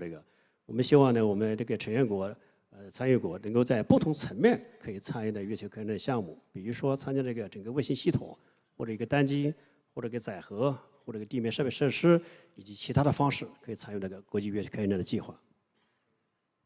So we are currently in the stage of feasibility studies, very initial designs of the mission overall, and we work with international partners joining different parts of the mission in different levels, including, for example, like the system, some kind of system in the spacecraft, some kind of equipments or units, or some kind of scientific payload, or even ground infrastructures, other part of the mission, or they are all welcome to join in. 目前了解到呢，大家刚才知道了，我们在月球探测方面计划，国际计划还是比较多的，比如说刚才提到的阿尔特弥斯计划，还有其他的计划。为了在月球这个探测方面的可持续发展，我也提几个建议。So actually, today we discuss about many missions to the moon, including the IRS mission and the Artemis mission and the other missions from different countries. So to ensure the sustainable development and exploration of the moon, we have also some suggestions. 我们建议这个不同的计划之间要加强信息的共享。每个计划你的任务的目标、你的着陆的地点、时间等等这些因素要加强相互协调。So first of all is to kind of information sharing for the missions to the moon. We hope all the countries involved in this kind of missions to share the information regarding the targets of the mission and the landing locations and the launch schedules of the missions. 第二个呢，不同的计划之间呢，我也建议加强横向的这个多边的国际合作交流，使得有很多技术、很多很多技术可以进行共享。比如说，将来中国的宇航员是不是也可以进到其他的月球的月球基地？ The second suggestion would be have more international cooperation and collaboration in the lunar exploration programs to share the benefits and also technologies for the moon exploration. For example, like in the future, for the Chinese astronauts, when they are landing on the moon, can they be entering the other space stations or space bases on the moon built by other countries? 第三个呢，我们建议在联合国的外汇委的框架下，不同计划之间，加强紧密协作，制定出比较完善的在月球方面的一些行为规则。The third suggestion would be to, under the United Nations framework, the countries involved in the space activities on the moon exploration, to have more collaboration and communication, to build a kind of practices that widely accepted by all the members involved in such missions. 谢谢。Sheshe, thank you so much, and I think those all make perfect sense. Cooperation, information sharing, let's do it. Thank you so much, Dr. Lee.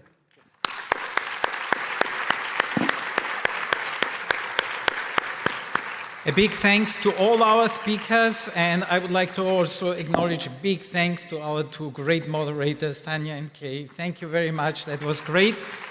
And please let me just alert you that the Global Networking Forum program will start at 3:30, so in some 7 minutes, in the North Wing in Red Hall 1. And for those who need to join the IEF General Assembly, it will also be North Hall in Silver Hall. Thank you. Yes, you have to connect yourself. Oh, yeah.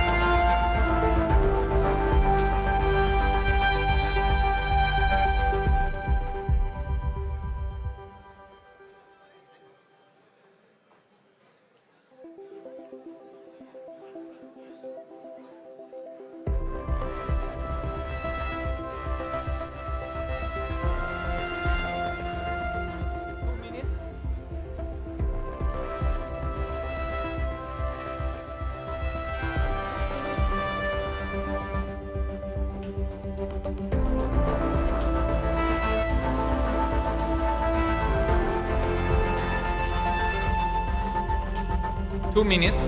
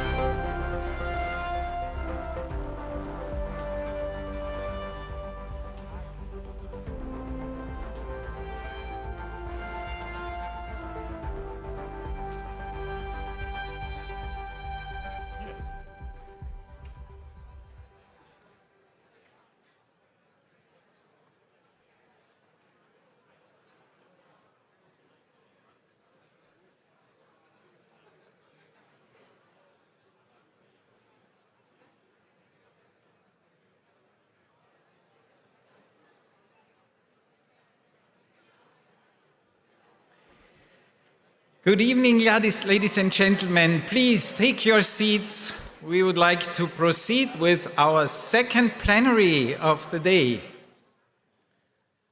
Thank you very much for joining us here again for another excited session, plenary number 2, titled Responsible and Sustainable Space Exploration, Moon to Mars, which is organized by the AIDA, the host of the 75th International Astronautical Congress here in Milan.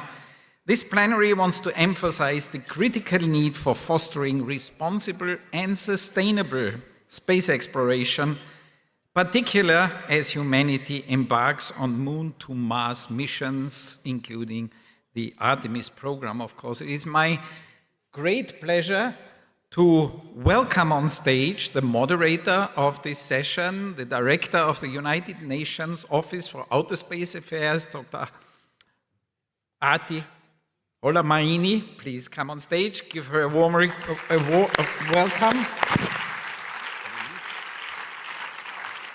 Before I hand over to Arti, let me just mention to you that also for this session you will have the chance to ask questions which come up during this panel. Please use the Slido system again, and we'll do our best also to reserve some time at the end to ask some questions from the audience. Arti, the floor is yours. Good evening, everyone. It's almost the end of a very long but enjoyable day. Excellencies and distinguished guests, it's my great honor to be moderating this session, and my thanks to ASI for inviting me to do so. I'm going to just start by inviting my panelists to join me on stage. We have Erasmo Carrera, president of AIDA, who I'm sure you will agree has done a tremendous job in co-hosting this year's IAC so far. Teodoro Valente, president of ASI. Pam Melroy, Deputy Administrator of NASA. Roberto Cingolani, CEO of Leonardo. And Didier Schmidt, Exploration, Strategy and Coordination Lead at the European Space Agency. Thank you for joining me.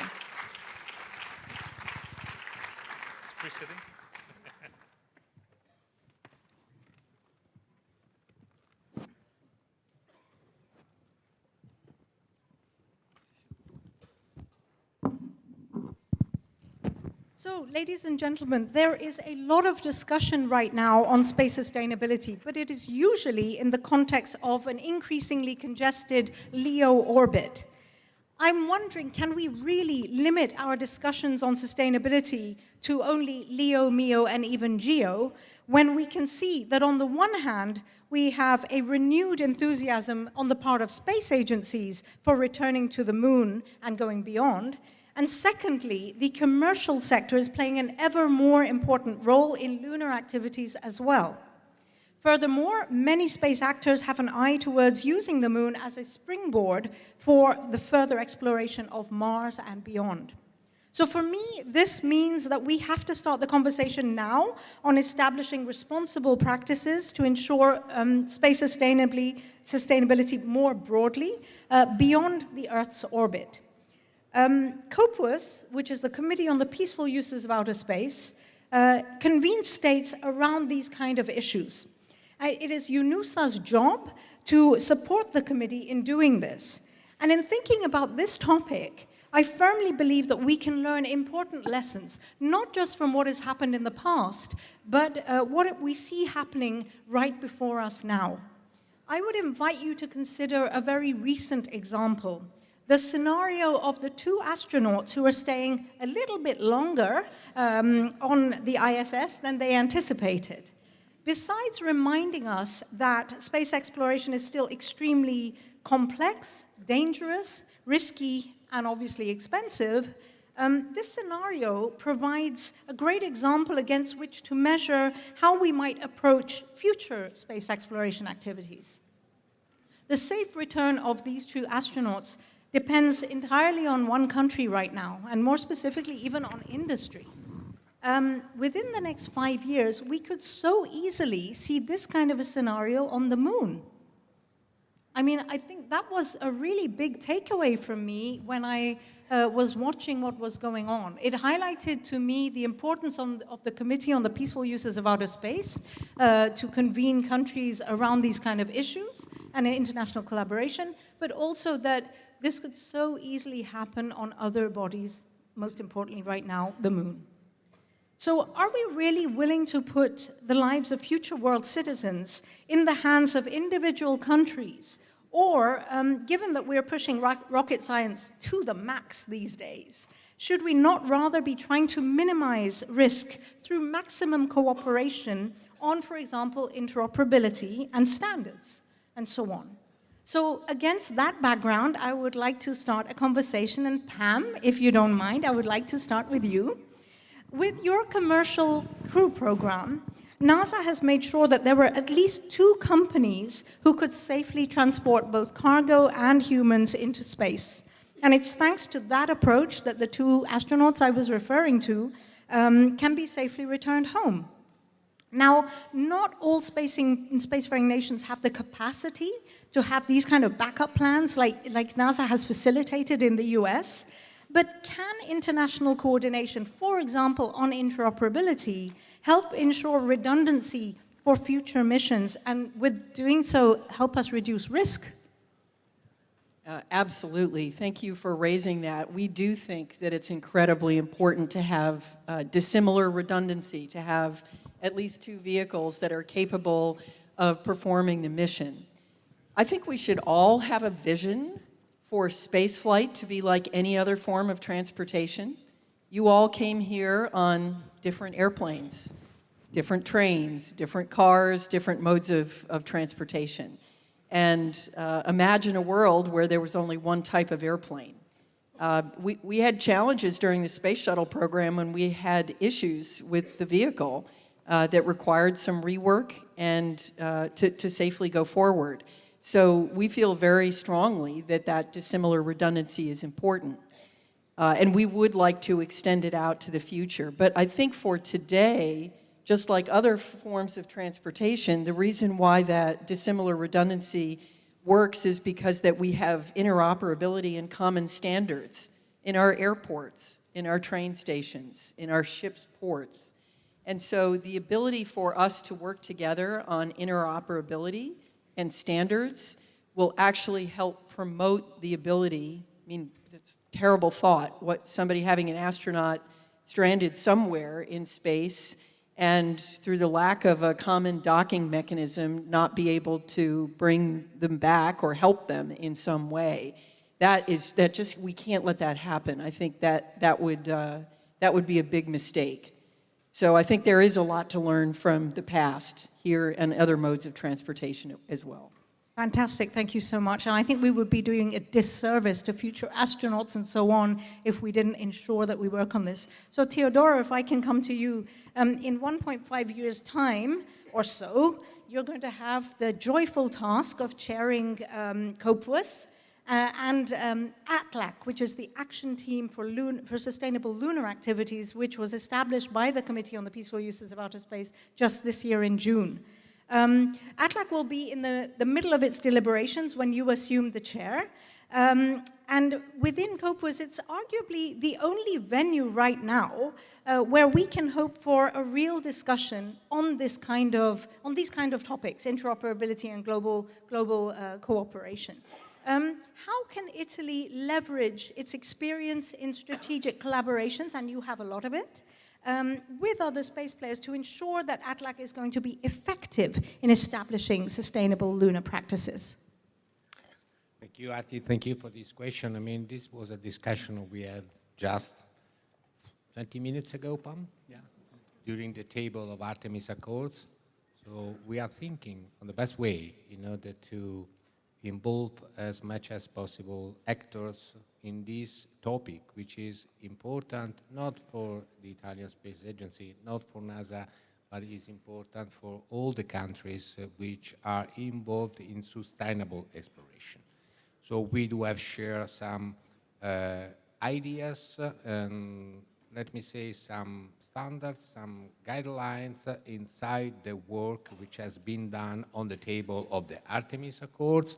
And we all think that this basic principle must be discussed inside COPUS, because we need to involve as much as possible countries in the world. Otherwise, these general issues which are not related to a single country will never see the end. Thank you, Teodoro. Not an easy task to lead, but I'm sure we will benefit from your insights. Roberto, let me come to you. Industry's got a really important role to play, and during IAC, UNUSA will be convening lunar companies to hear from them where they believe that industry can contribute to sustainable space exploration. On the one hand, industry is a lot more agile than governments can be, and they're less constrained by the geopolitics that surround all of this. But at the same time, we know that companies, they like to have competitive edges over each other. They often follow proprietary routes and so on. So we know that open standards and interoperability are going to be absolutely key drivers of sustainability. Do you believe that industry can be convinced to take a more collaborative approach to work on common standards to avoid the scenario that we see with the two astronauts who need a very specific spacesuit to be able to come back down to Earth because of a lack of interoperability? Yeah, thank you for the question, Arta. Let me start with a simple example. Right now, on what happens on the Earth, we're trying to develop cross-domain interoperability in defense. That means you have a satellite that is controlling what happens in land in a digital continuum, which is a volume of space where different platforms, aircraft, helicopters, ships, land defense systems, vehicles, they have to be interconnected. And maybe a real-time decision-making technology based on AI will be the glue of all this interoperability, cross-domain interoperability. We're struggling to do this. We're struggling because each country would like to have its own sovereignty. Europe has 27 member states, and each one would like to have its own interoperability. So, this is a big challenge, and it's the easiest one. Now let's go to space. The conditions are extreme, but far more than on the land surface. And I think that in the near future, we will have to bring in the outer space or on some satellite big space stations that have to be interoperable because different vectors should connect and transfer people. And then you need to bring energy on the surface of the outer planets. Could it be a small modular reactors, nuclear reactors? Or could it be in the future a small fusion reactor? At the moment, we don't go far for sure with the photovoltaics. If you want to do serious stuff, you want to bring internet.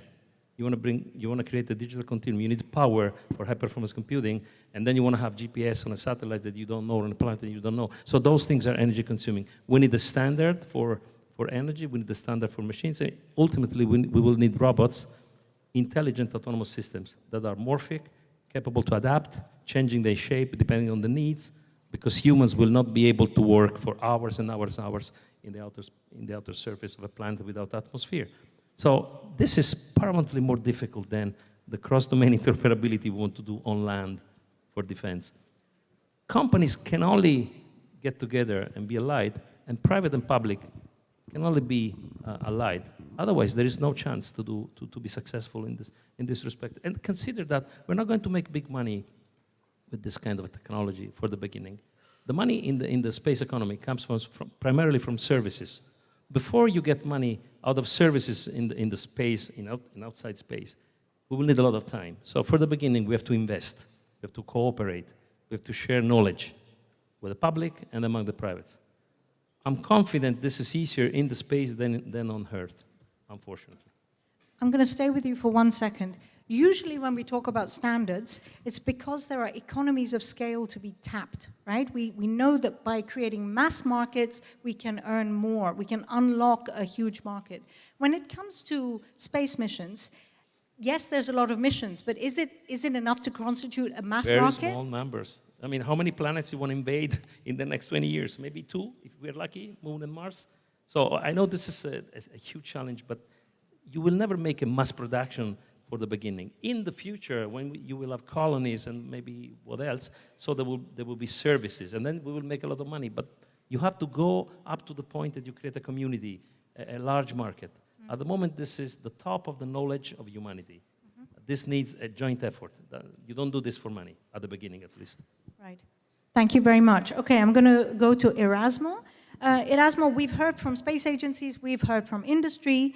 What role can the triple helix of academia, government, and industry play in fostering innovation to enhance sustainability? Yeah, thank you, Artie, for the question. But I first want to say that I'm really very glad to see this room full, this very early day. So it's really, I was not expecting this auditorium full of people. So that's really, especially very, in the evening.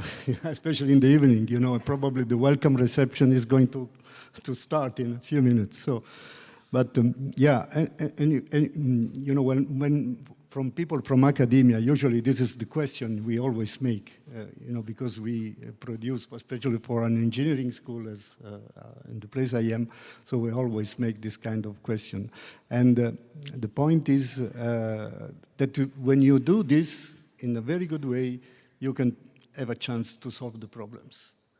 And if you look at the history of our country, when we have done this in the very best way, we have done the best as results in space. And but if you see also IAC Milan was a triple X event because we put academia, the institutional Italian Space Agency, and the industry, and then you see the result. So this is very important. The point is that you have to find a way to implement it. And of course, sustainability is really a good point. And innovation is a good point to put these three partners together, working together. And we are trying to do this. Of course, what are the difficulties in doing that? You know, innovation is in some area is something the big companies have to do. No chance, they have to spend money because in some fields you have to put a lot of money in the innovation. In some others, you have not the money to put on, if you need. Space is one of these, because space, you know, to get the money back is very difficult. Then innovation is made, people say we use open innovation. So we try to get ideas from small companies, and the small companies provide the ideas, and they do a lot of work, very hard work, especially they are made by young people, postdocs and so on. They spend the night to do to work on it, and then you can use it. And of course, this is something that if you look how it is made, for instance, in Italy, I talk about my country, and also if you compare how open innovation is considered by the institution in other places, there's a big difference. And of course, the institution should have special feeling with this kind of open innovation, so to try to find programs to sponsor this kind of things. And as I said, of course, sustainability is really a good topic to work all together.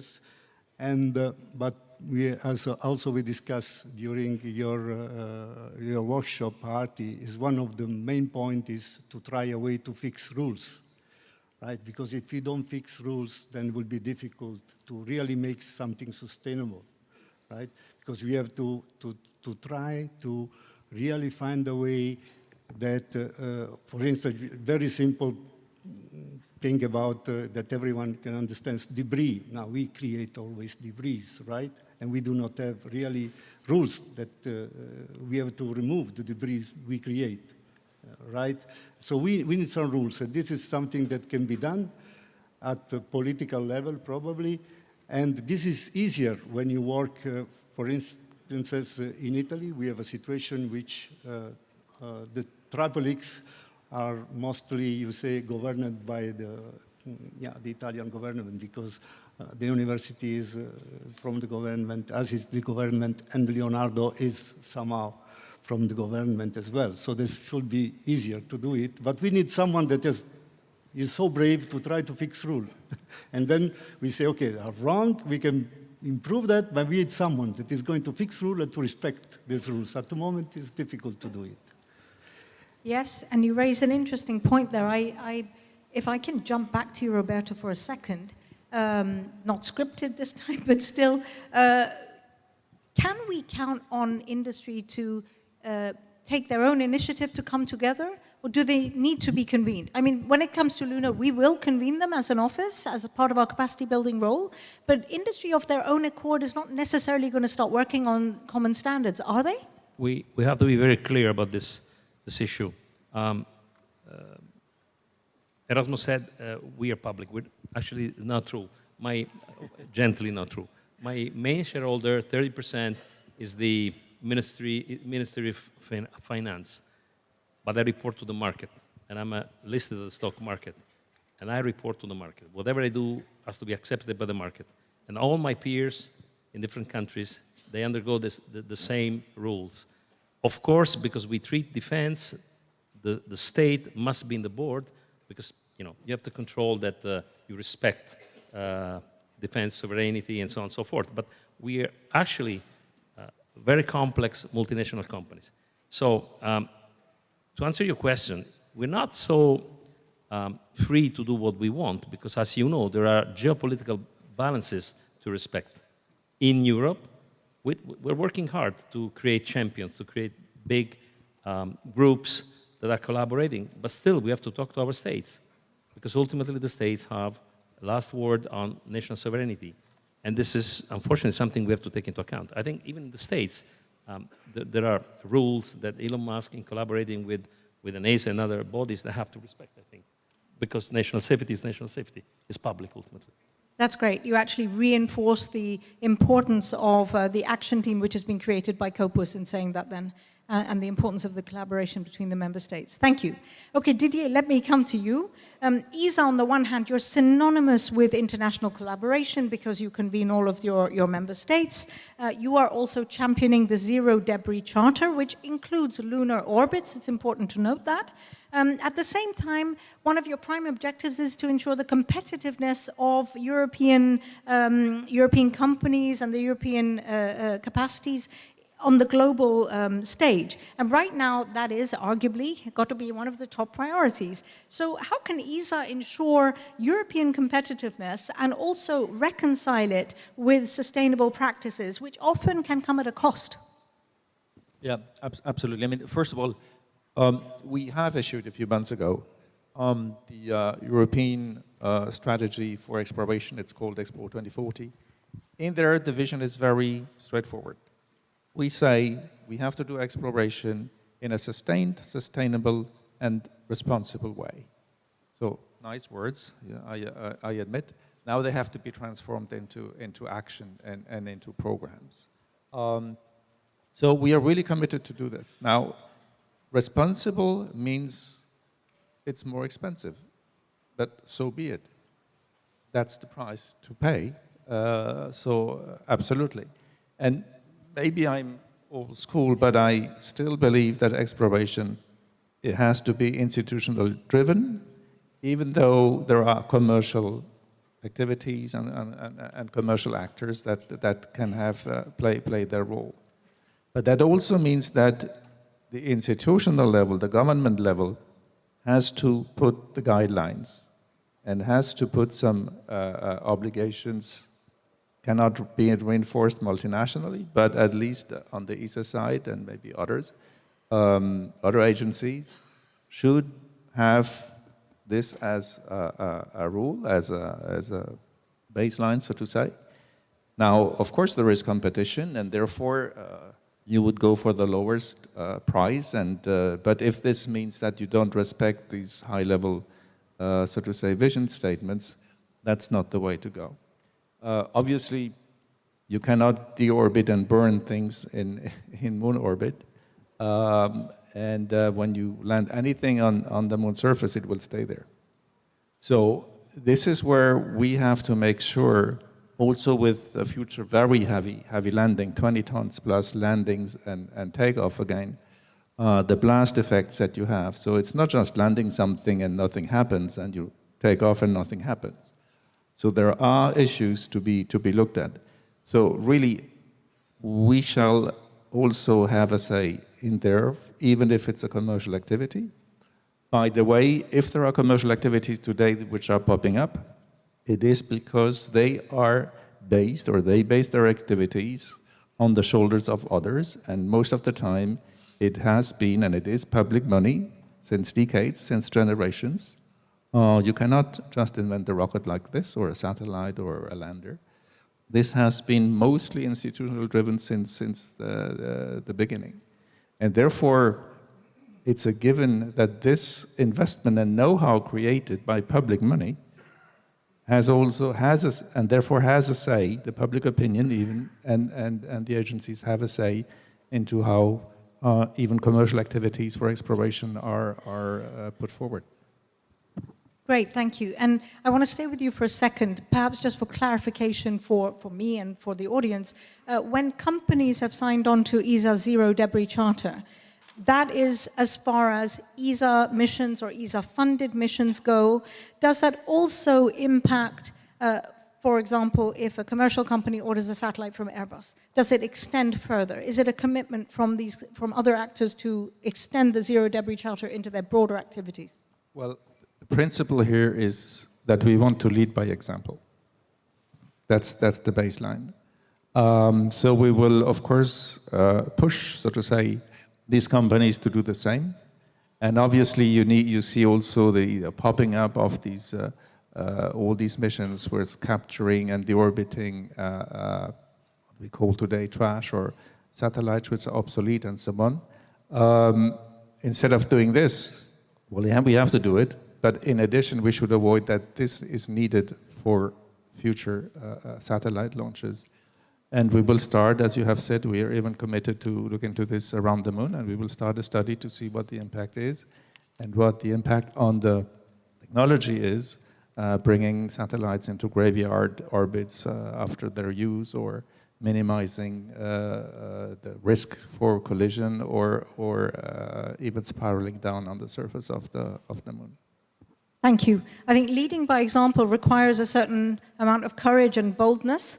I very much hope that ESA, but also the European Union with their space law will actually have the guts to see that through, rather than looking at what might this affect competitiveness. Okay, second round of questions. I want to turn my attention to the theme of developing countries and their involvement. Teodoro, can I come back to you? I know that ASI cares very deeply about working with other developing nations on an equal footing, demonstrated also by the Mattei Plan for Africa. How can we include developing countries in making our journey to the moon and Mars more sustainable? Yes, thank you. our effort in collaboration and cooperation with African and Latin American countries is really a commitment for the Italian Space Agency. And I think we do have many examples which could be told to you in order to confirm this. First of all, if we look to some of the young professionals or small and medium enterprises which are present here in the International Astronautical Conference, this presence was supported by our Ministry of University and Research and by the Italian Trade Agency. This is one example. Then, generally speaking, about emerging countries, this also was one of the topics that we discussed 1 hour ago on the Artemis Accords. I think that there are some models which can be followed in order to be effective. I can tell about our experience, which is something available to everybody and to every colleagues and every agency. For example, you know, we do have a very long tradition with Kenya through our Malindi base. That place, the Space Broglio base, was the starting of the Space Italian activity in the 60s with Professor Broglio. But we didn't stop the collaboration with them, and we are now relaunching the collaboration with the Kenyan colleagues, for example, through the realization of a regional center for Earth observation, as well as, and this is a general approach which can be used with emerging countries, by developing together with them, together with the Kenyan Space Agency, this means together with agencies of other countries, in the case we want to reply, capacity building activities, training courses in order to let the expertise grow directly in situ and remain there in order to support the scientific community and the technical community. And this is, generally speaking, also fully in line with the Mattei Plan, which has been adopted by our government. We are a governmental agency, so we help our government, our institution to define action in order to reach the goals that they have defined with their policy. But not only capacity building activities, also technical payloads, which are another things very important. Let me again make an example about our cooperation with Kenya, which was also appreciated at UN national level, I mean at the international level. If I remember the successful launch of the ICONS CubeSat, now we are to ICONS 3 Simba and ICONS 2, which will be aboard the Chinese space station. This was selected by UN also, the first example. So it's a sort, let me say, of common action which can be, which must be, which should be, up to our opinion, put on the table of the discussion also of the Artemis Accord, as we made this afternoon. And this afternoon we discussed, there were, Pam, I don't remember exactly, but I think 14 interventions about these topics this afternoon, the highest number with respect to the other question. So this means that the argument, I'd say, is very important for everybody. And so we will discuss, we will continue to discuss with them, not for them, together with them. For example, trying to identify if we define a concrete roadmap together with them for their development, to support the scientific community, to support their participation, to events, workshop, to share their needs and to let them to speak each other and to share their needs and their experience. This is something which we have done not only, as you remember, Arti, with the African, but we have done also through the International Space Forum, which is organized by the Italian Space Agency. The last one has been the Gulf chapter in Manama, Bahrain. The next one, next year, will be in the southeast of Asia. So many action all together with the same aim. Use the space diplomacy in order to let colleagues express their needs, and this is very important for the spacefaring nations, and work with them in order to help them on the basis of an equal cooperation, which is the only way to involve in our activities these countries. I'm just going to springboard to a question that came in online because I think what you're saying is relevant. How do we balance the need for regulatory safety and environmental oversight on the one hand with the perceived urgency that we can see that some countries have in being the first to go back to the moon, to reach Mars and so on? I mean, this is one of the underlying aims of the Artemis Accords. I mean, if we enter in the idea that we must be the first, no rules can exist. Everybody has its own rules. But we have established many discussion forums at the international level with the USA, with the other partners, with the UN, inside the corpus, just to only, let's say, to define and to share common rules which can be used by everybody in order to avoid this risk. Thank you. Brilliant. Okay, Pam, let me come to you. Artemis Accords been mentioned quite a bit. I think you had a meeting earlier today. The Accords ensure that different countries are on the same page in terms of principles, and those principles necessarily do include responsibility and sustainability concepts like interoperability, space debris mitigation, emergency assistance, and so on. How is NASA ensuring that emerging space nations can benefit from their participation in the Accords? Yeah, thank you, Artie. I appreciate that. I'm going to take a moment and talk about the word sustainability, because I think it's important actually to have this conversation. It is often used in our community, and it's used in two different ways. One, to mean a sustained presence. Like, how are we going to make this work long term? And then it's also referred to in the aspect of the way we apply it here terrestrially, that we have a limited amount of resources and we have to sustain be sustainable in the activities that we do so that we don't run out of or waste Earth's precious resources. Now, they're actually linked to some extent in space, because if you decide you're going to live there for a very long time, by definition, you have to be very sustainable. And we see that on the International Space Station. We have some challenges. There's no question. Trash is probably the biggest one. And the worst offender in trash is actually the foam that we use to launch things into space against the vibration of the rockets. And then once it's there, what are you going to do with it? So that's a real challenge. But in other areas, we've made enormous progress, like in water reclamation. That's very important. When we go to Mars, we are going to have a fully closed loop system with 100% reclamation. We have to. It's not like there's a cargo ship that's going to come chasing after us on the way to Mars to load up with air and water. So there is a connection between the two, but I think it's worth reminding us that sustainable presence, meaning over a long period of time, relies on a lot of other things too, like infrastructure, power, communications, et cetera, whereas sustainability has a different overlapping subset.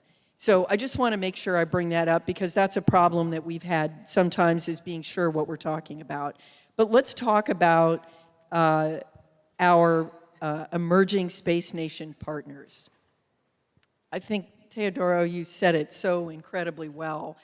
From my standpoint, when I look at the Artemis Accords, we are acting essentially without any rules other than the Outer Space Treaty, of which the Artemis Accords were built. It was an attempt to take one more step in a very concrete way around the moon. and our activities around the moon to apply those principles in a way. In essence, we're creating norms of behavior and expectations, including being responsible, sustainable, as it were, and not making a lot of trash, not destroying. The moon is complicated. There's no air, there's no animals, there's no plants, but there is great scientific value in the moon. We need to make sure we're preserving the scientific value of the moon and sharing it. And so that's a great example of sustainability as applied to the moon. From our standpoint, what that means is humanity is going together out into the solar system, which means we need to go as humanity. So the most important thing is what one country might think is a sustainable practice or applies to them may not be the same as another country views it. They may have their own experience, their own culture, and their own values. So the importance of the Artemis Accords is actually the conversation that we have to ensure that once everyone is, I mean, it's a challenge. We have to talk about some of these complicated issues to make sure that everybody understands, no, really, there's limited transportation routes around the South Pole of the moon, things like that. Once we're all on the same page, let's then talk about the solutions together.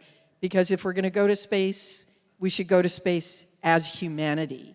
And that means the collective wisdom and the views on how we do things sustainably for the future is critical. So I think we start that important work with our conversations. Thank you. I'm going to springboard off something of NASA. I think that the US and China actually carry quite a responsibility.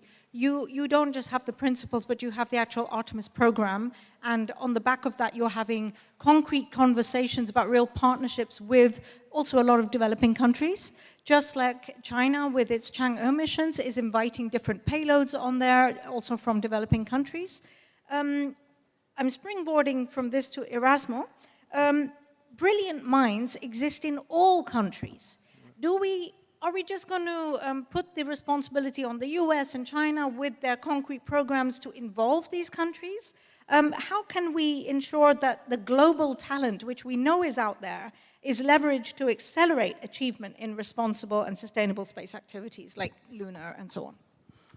Thank you, Artie. Of course, we know that brilliant minds are everywhere, so that's for sure. And of course, if we use them, if we can work with them, this will be wonderful for us all. But for instance, we have, what are the programs we have made in the past on that point? So, not so many, right? I remember, for instance, in Italy, when I started my career at university, some of my colleagues were sent to Ethiopia to do some lectures there and to try to build an aerospace school there and so on. Now, for instance, we have programs everywhere where not we want to, of course, try to really use all the talents that are in these emerging countries. We do select some of them, right? So many like to go to United States, good position in universities and so on. Few, for instance, we have very interesting program in Europe funded by European community. We do select a few brilliant minds come here, but really very few. We need probably, once again, Artie, we need actions on that. Why we do not write in the Artemis Accord something related to this point? That we do something really on that. And we want to really to have people not only, you know, be attracted, moving, but moving to be back. And this will be wonderful.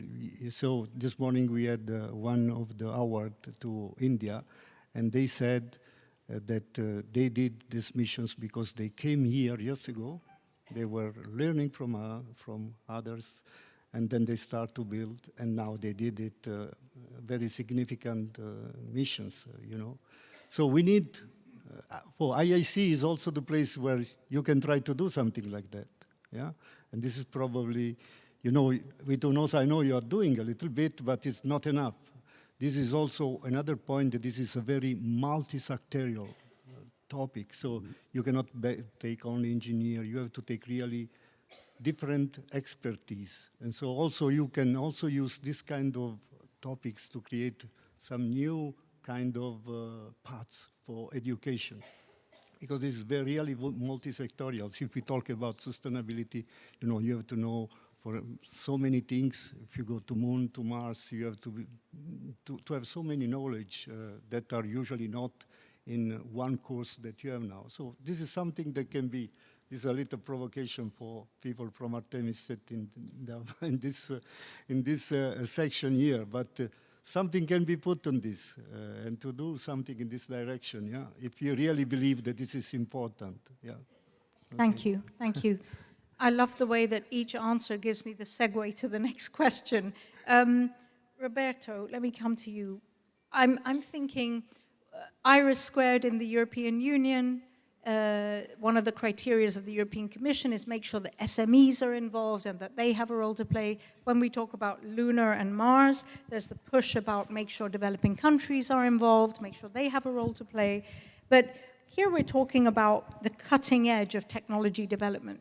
Whether it's IRIS squared in the European Union, whether it's lunar Mars at a global level, you really want to leverage experience and expertise. So you need to leverage people but capacities that have been through a process before, they've learned their lesson and so on. So against that background, where do you see emerging space countries play into it? In general, I believe that race to Mars, race to Moon, and race to the outer space needs a lot of brains. So there will be increasing room for everybody. To be honest, at the beginning, however, I believe that priorities should be set very clearly. So only those having the top-notch technology can contribute at the beginning.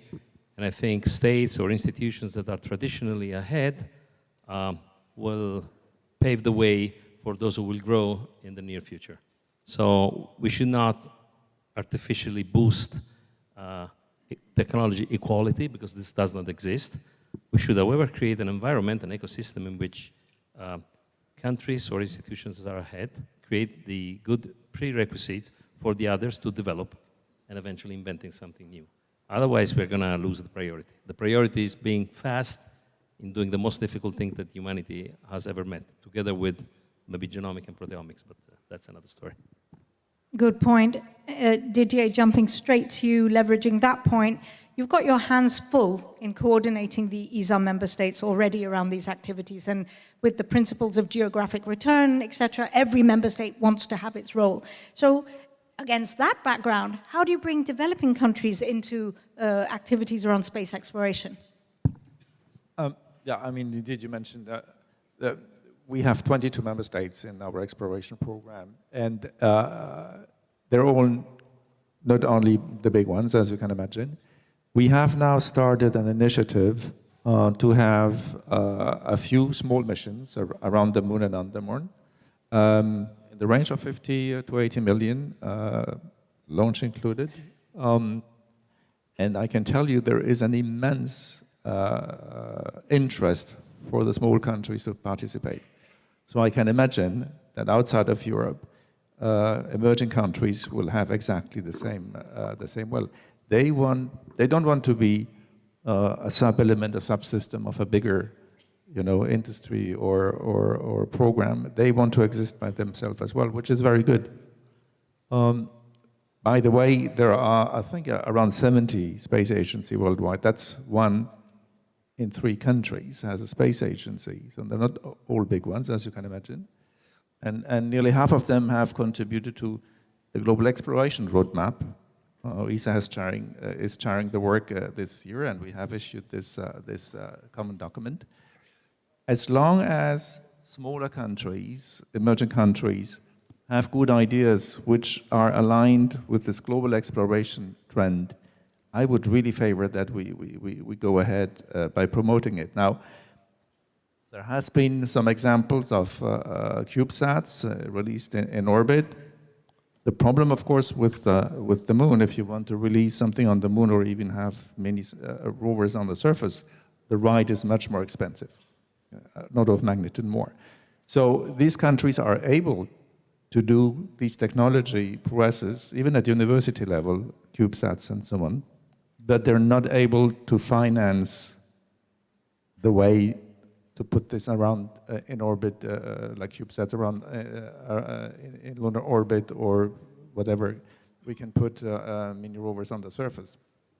Therefore, we have to find a way to accompany these countries.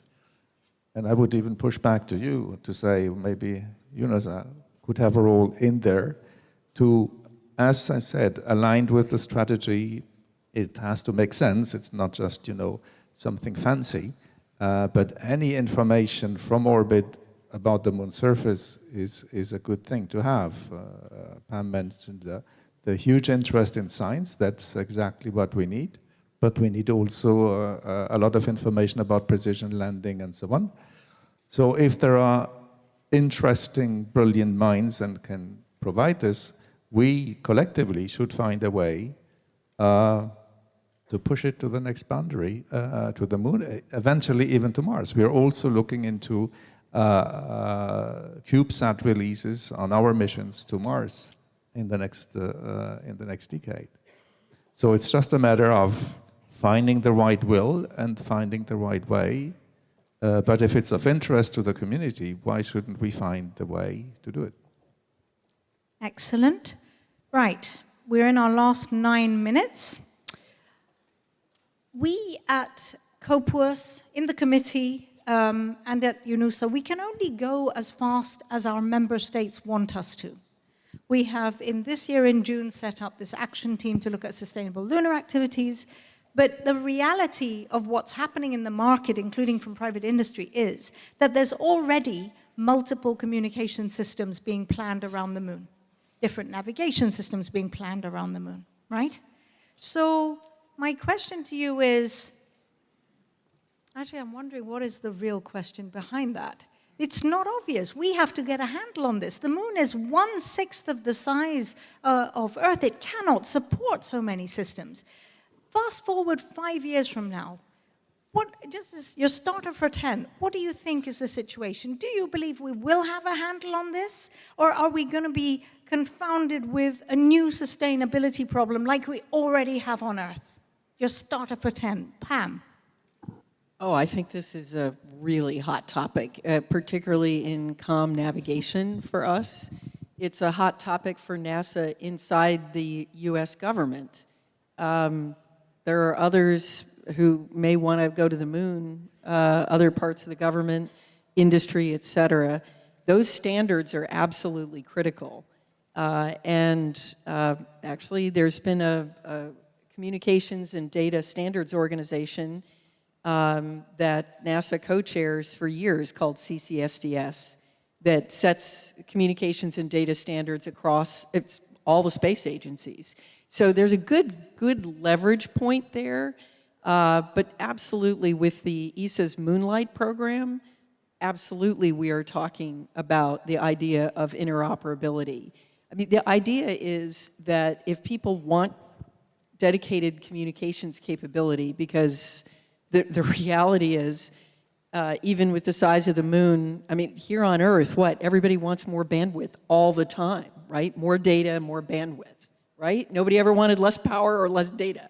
And so what's critical is that we have a set of standards and interoperability. I mean, look for a moment at the internet and the power of having, standard protocol for that enables you to scale it. And so we're talking about that too, because the way the internet works here on Earth, it's not going to work that way with RF signals in space. And so we're already having conversations about internet. It's actually probably 3.0, not 2.0, with all kinds of interesting new technologies like delay and disruption tolerant networking, store and forward technologies that will enable us to have solar system internet.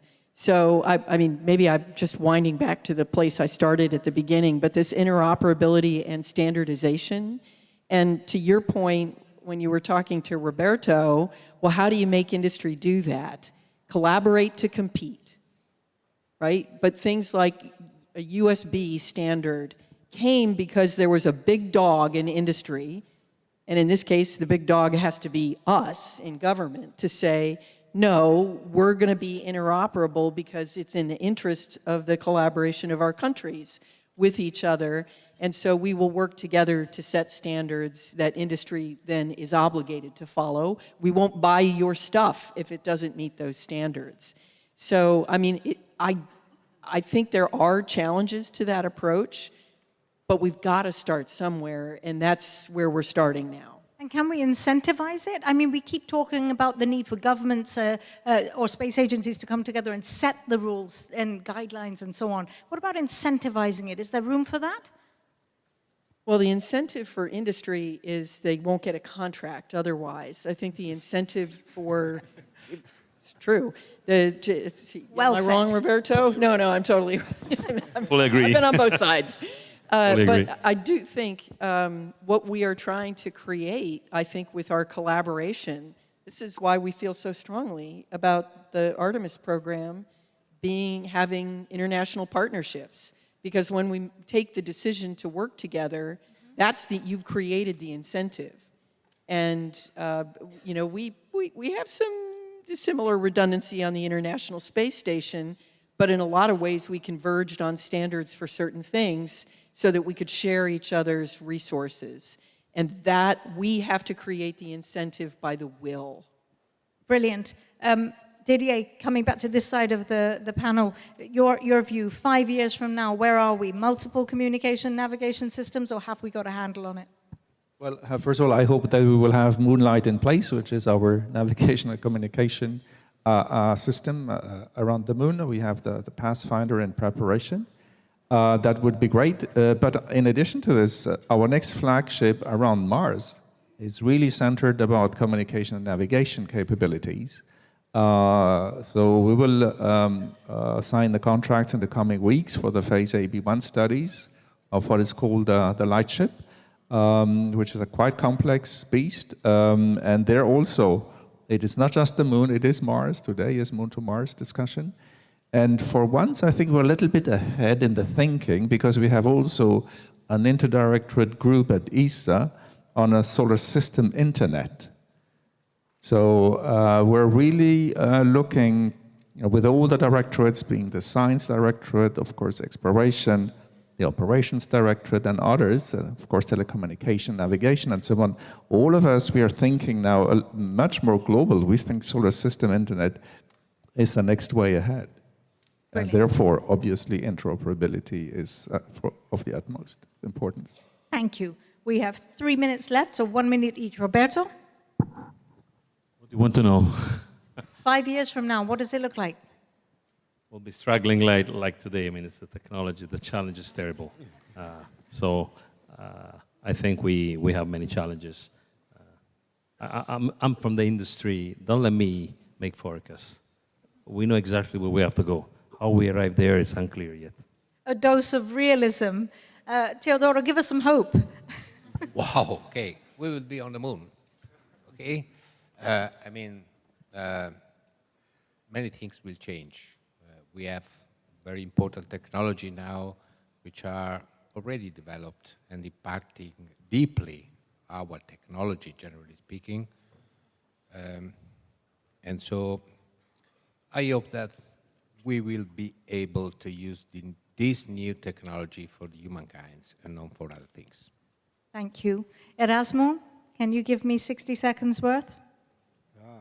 You know, I have not details of this project because I'm not involved much, but you know, one of the things that is quite important is also when we do this project, we also need to convince the people to put money on it. And one point that, we have to find a way to really involve the people on that. And in many cases, it will be nice to see also what are the reasons, you know, that put us doing this kind of things. And, you know, For instance, you know, we know that Prometeo went to get the fire. You know, now we are looking for the water somewhere, but he was looking for the fire at that time. And came back and give something to us. So this is also something we want to really make clear. So what is the advantages of people? You know, Roberto said he has a contract, so he has to go through the contract. But people that are putting money on it, they want to see what is the advantages of that. You know, if you go to arts or literature, you can find some poems, like we have one in Italy that is Ariosto. And in this Ariosto, there is one that is Astolfo is going to the moon because on the moon there are the things that we lost on the earth. So it's also something, yeah, you can try to make. Well, sorry, I'm probably not really on the point you want from me, but... No, that is absolutely perfect. We went from realism to optimism to surrealism and hope again. So, you know, when I was preparing this session, I asked Teodoro, I said, what is your definition of success for this session? And he said, I don't want participants to talk about what they're doing nationally. I want to make sure that we have a conversation that includes developing countries, and I want to make sure that it's a stimulating discussion. I think it was. I hope you agree. Please join me in thanking our panelists for this one. Thank you.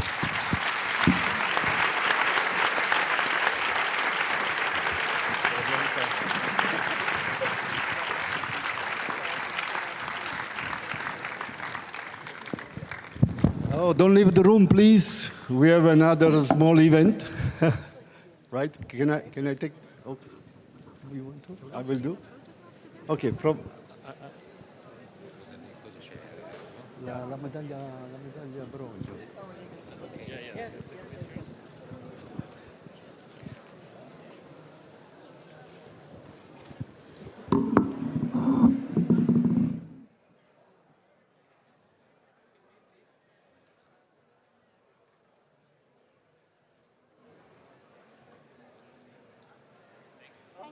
Bye-bye, thank you very much, guys. Thank you. Bye-bye. Ciao, ragazzi. Ciao. Non c'è la medaglia Broglio? C'è la medaglia Broglio a Valerani. Non ero che lo perdo. Ok.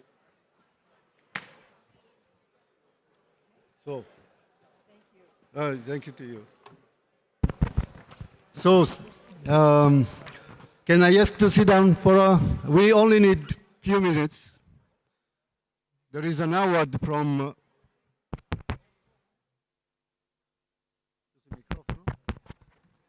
Hello?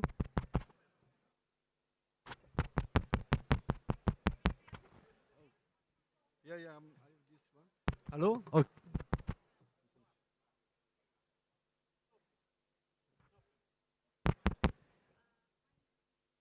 Ehi, ma no, non è aperto.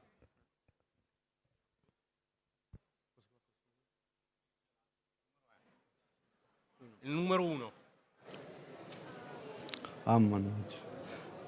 Okay, so just I thought, please stay a few more minutes because we have an important event for the AIDA and also agreed by Leonardo and by IAC. So we want to, this year, as we told, and the opening ceremony is also 60 years from the first satellite was launched in Italy in the 64, and then we want to celebrate by having for the first time a Broglio medal.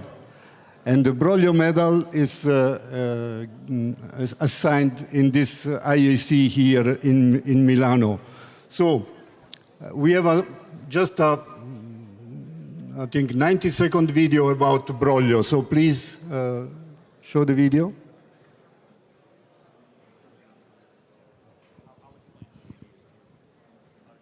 È il 15 dicembre del 1964, ora locale 20:24. La tensione è inevitabile.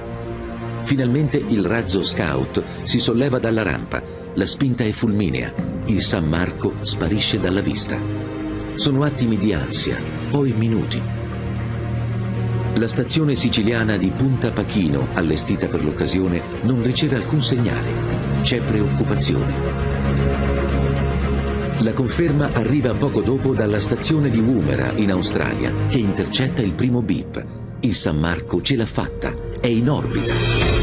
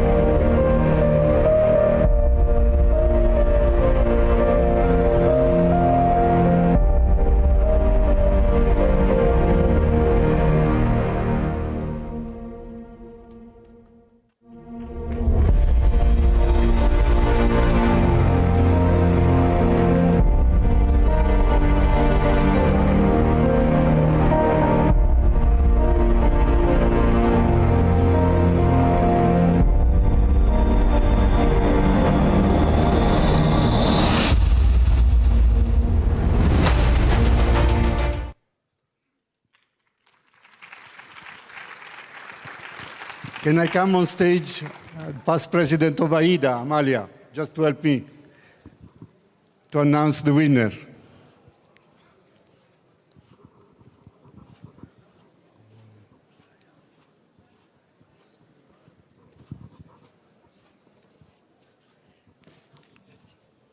So, Amalia, okay, please.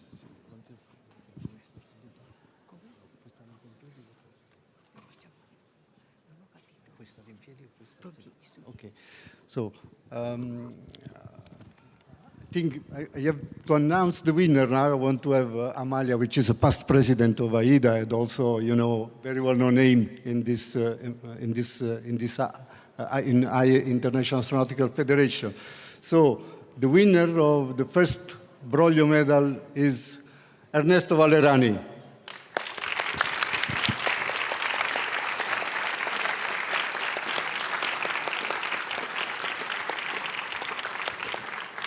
I have just short motivation about it, very few lines.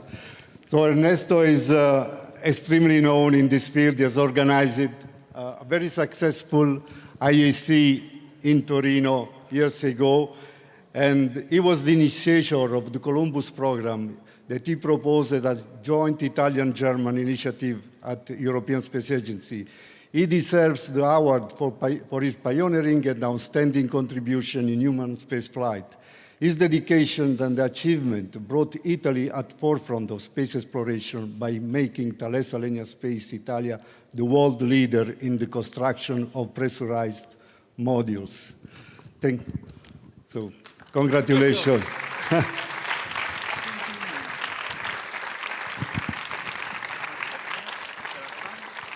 C'è qualcuno che fa una foto? Ok.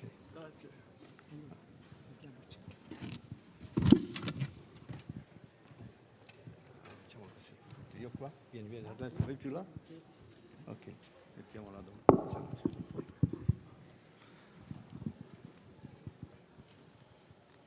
Ok. We have tonight we have also here a nephew of Professor Broglio, so please just stand up. And we have also the mayor of the municipality where Professor Broglio born in Italy, is a village close to Torino. So they will give you something. Prego, prego, porti pure. Poi magari vuoi dire qualcosa, ma proprio 2 secondi. Is also. Ok, no, va bene, tanto sa tutto. Ok, questo è un... Per il professor Erasmo, per aver istituito questo premio importante in onore del nostro concittadino, per ricordarlo ai posteri. Ok, Quindi, ok, d'accordo, grazie. Sì, sì. Ok. Do you want to say something?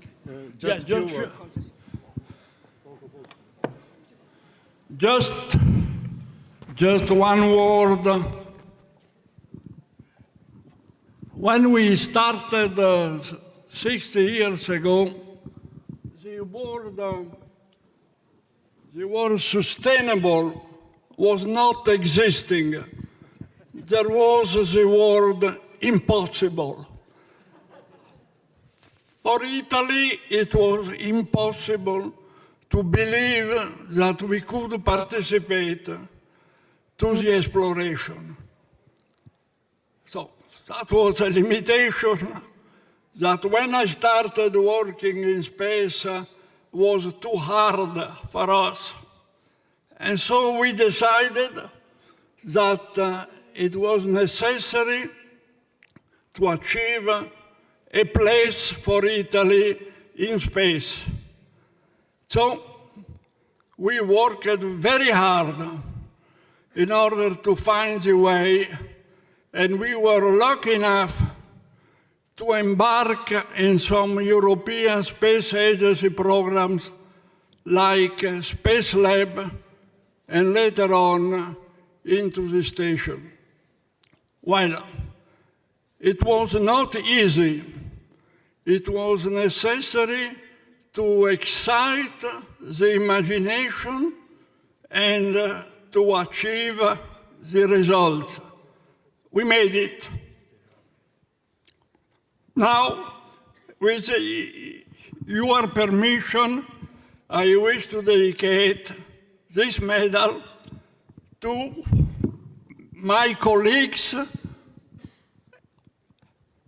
and to the many employers who have followed me in the hard job to convince that also Italy was in a position to have its place in space. If you look up, you see a lot of hardware that has been built in Torino, the Columbus module, the Leonardo permanent module. You can add a couple of nodes of the space station, and why not also the cupola. So, Italy is in space. Now, the young people, and I have seen today a lot of young people, are prepared to continue. Keep going. Wait a second, one more word. One more word. A part of this medal belongs to my wife.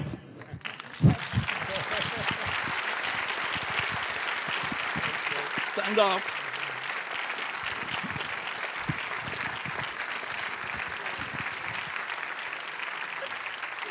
Okay.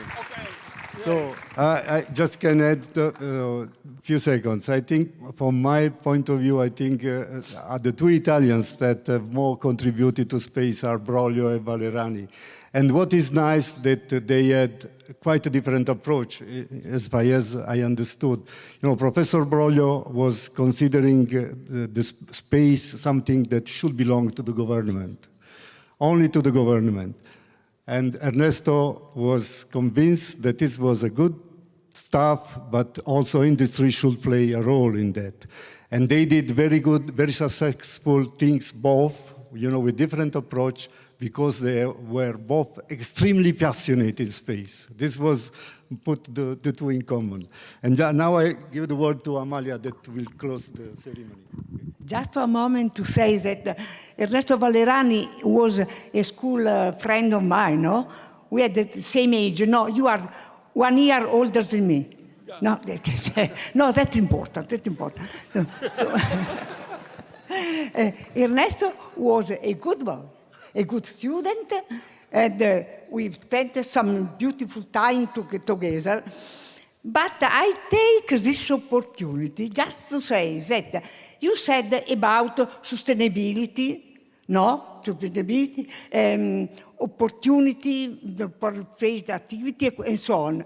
I think that this concept of sustainability is particularly important for women, because we spent all our life to take into account what are the consequences of what we said, what we do, with respect to other people, and so in particular to young generation. So I think that the contribution of men like that, but in generally of the people or women is important for space, for the future of space. Thank you very much.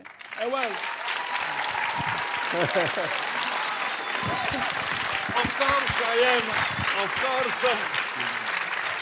I have to thank the president of AINA, because you really made me an honor, and you moved me in this very prestigious medal, and I am glad to receive from your hands. Grazie mille. And now you are free.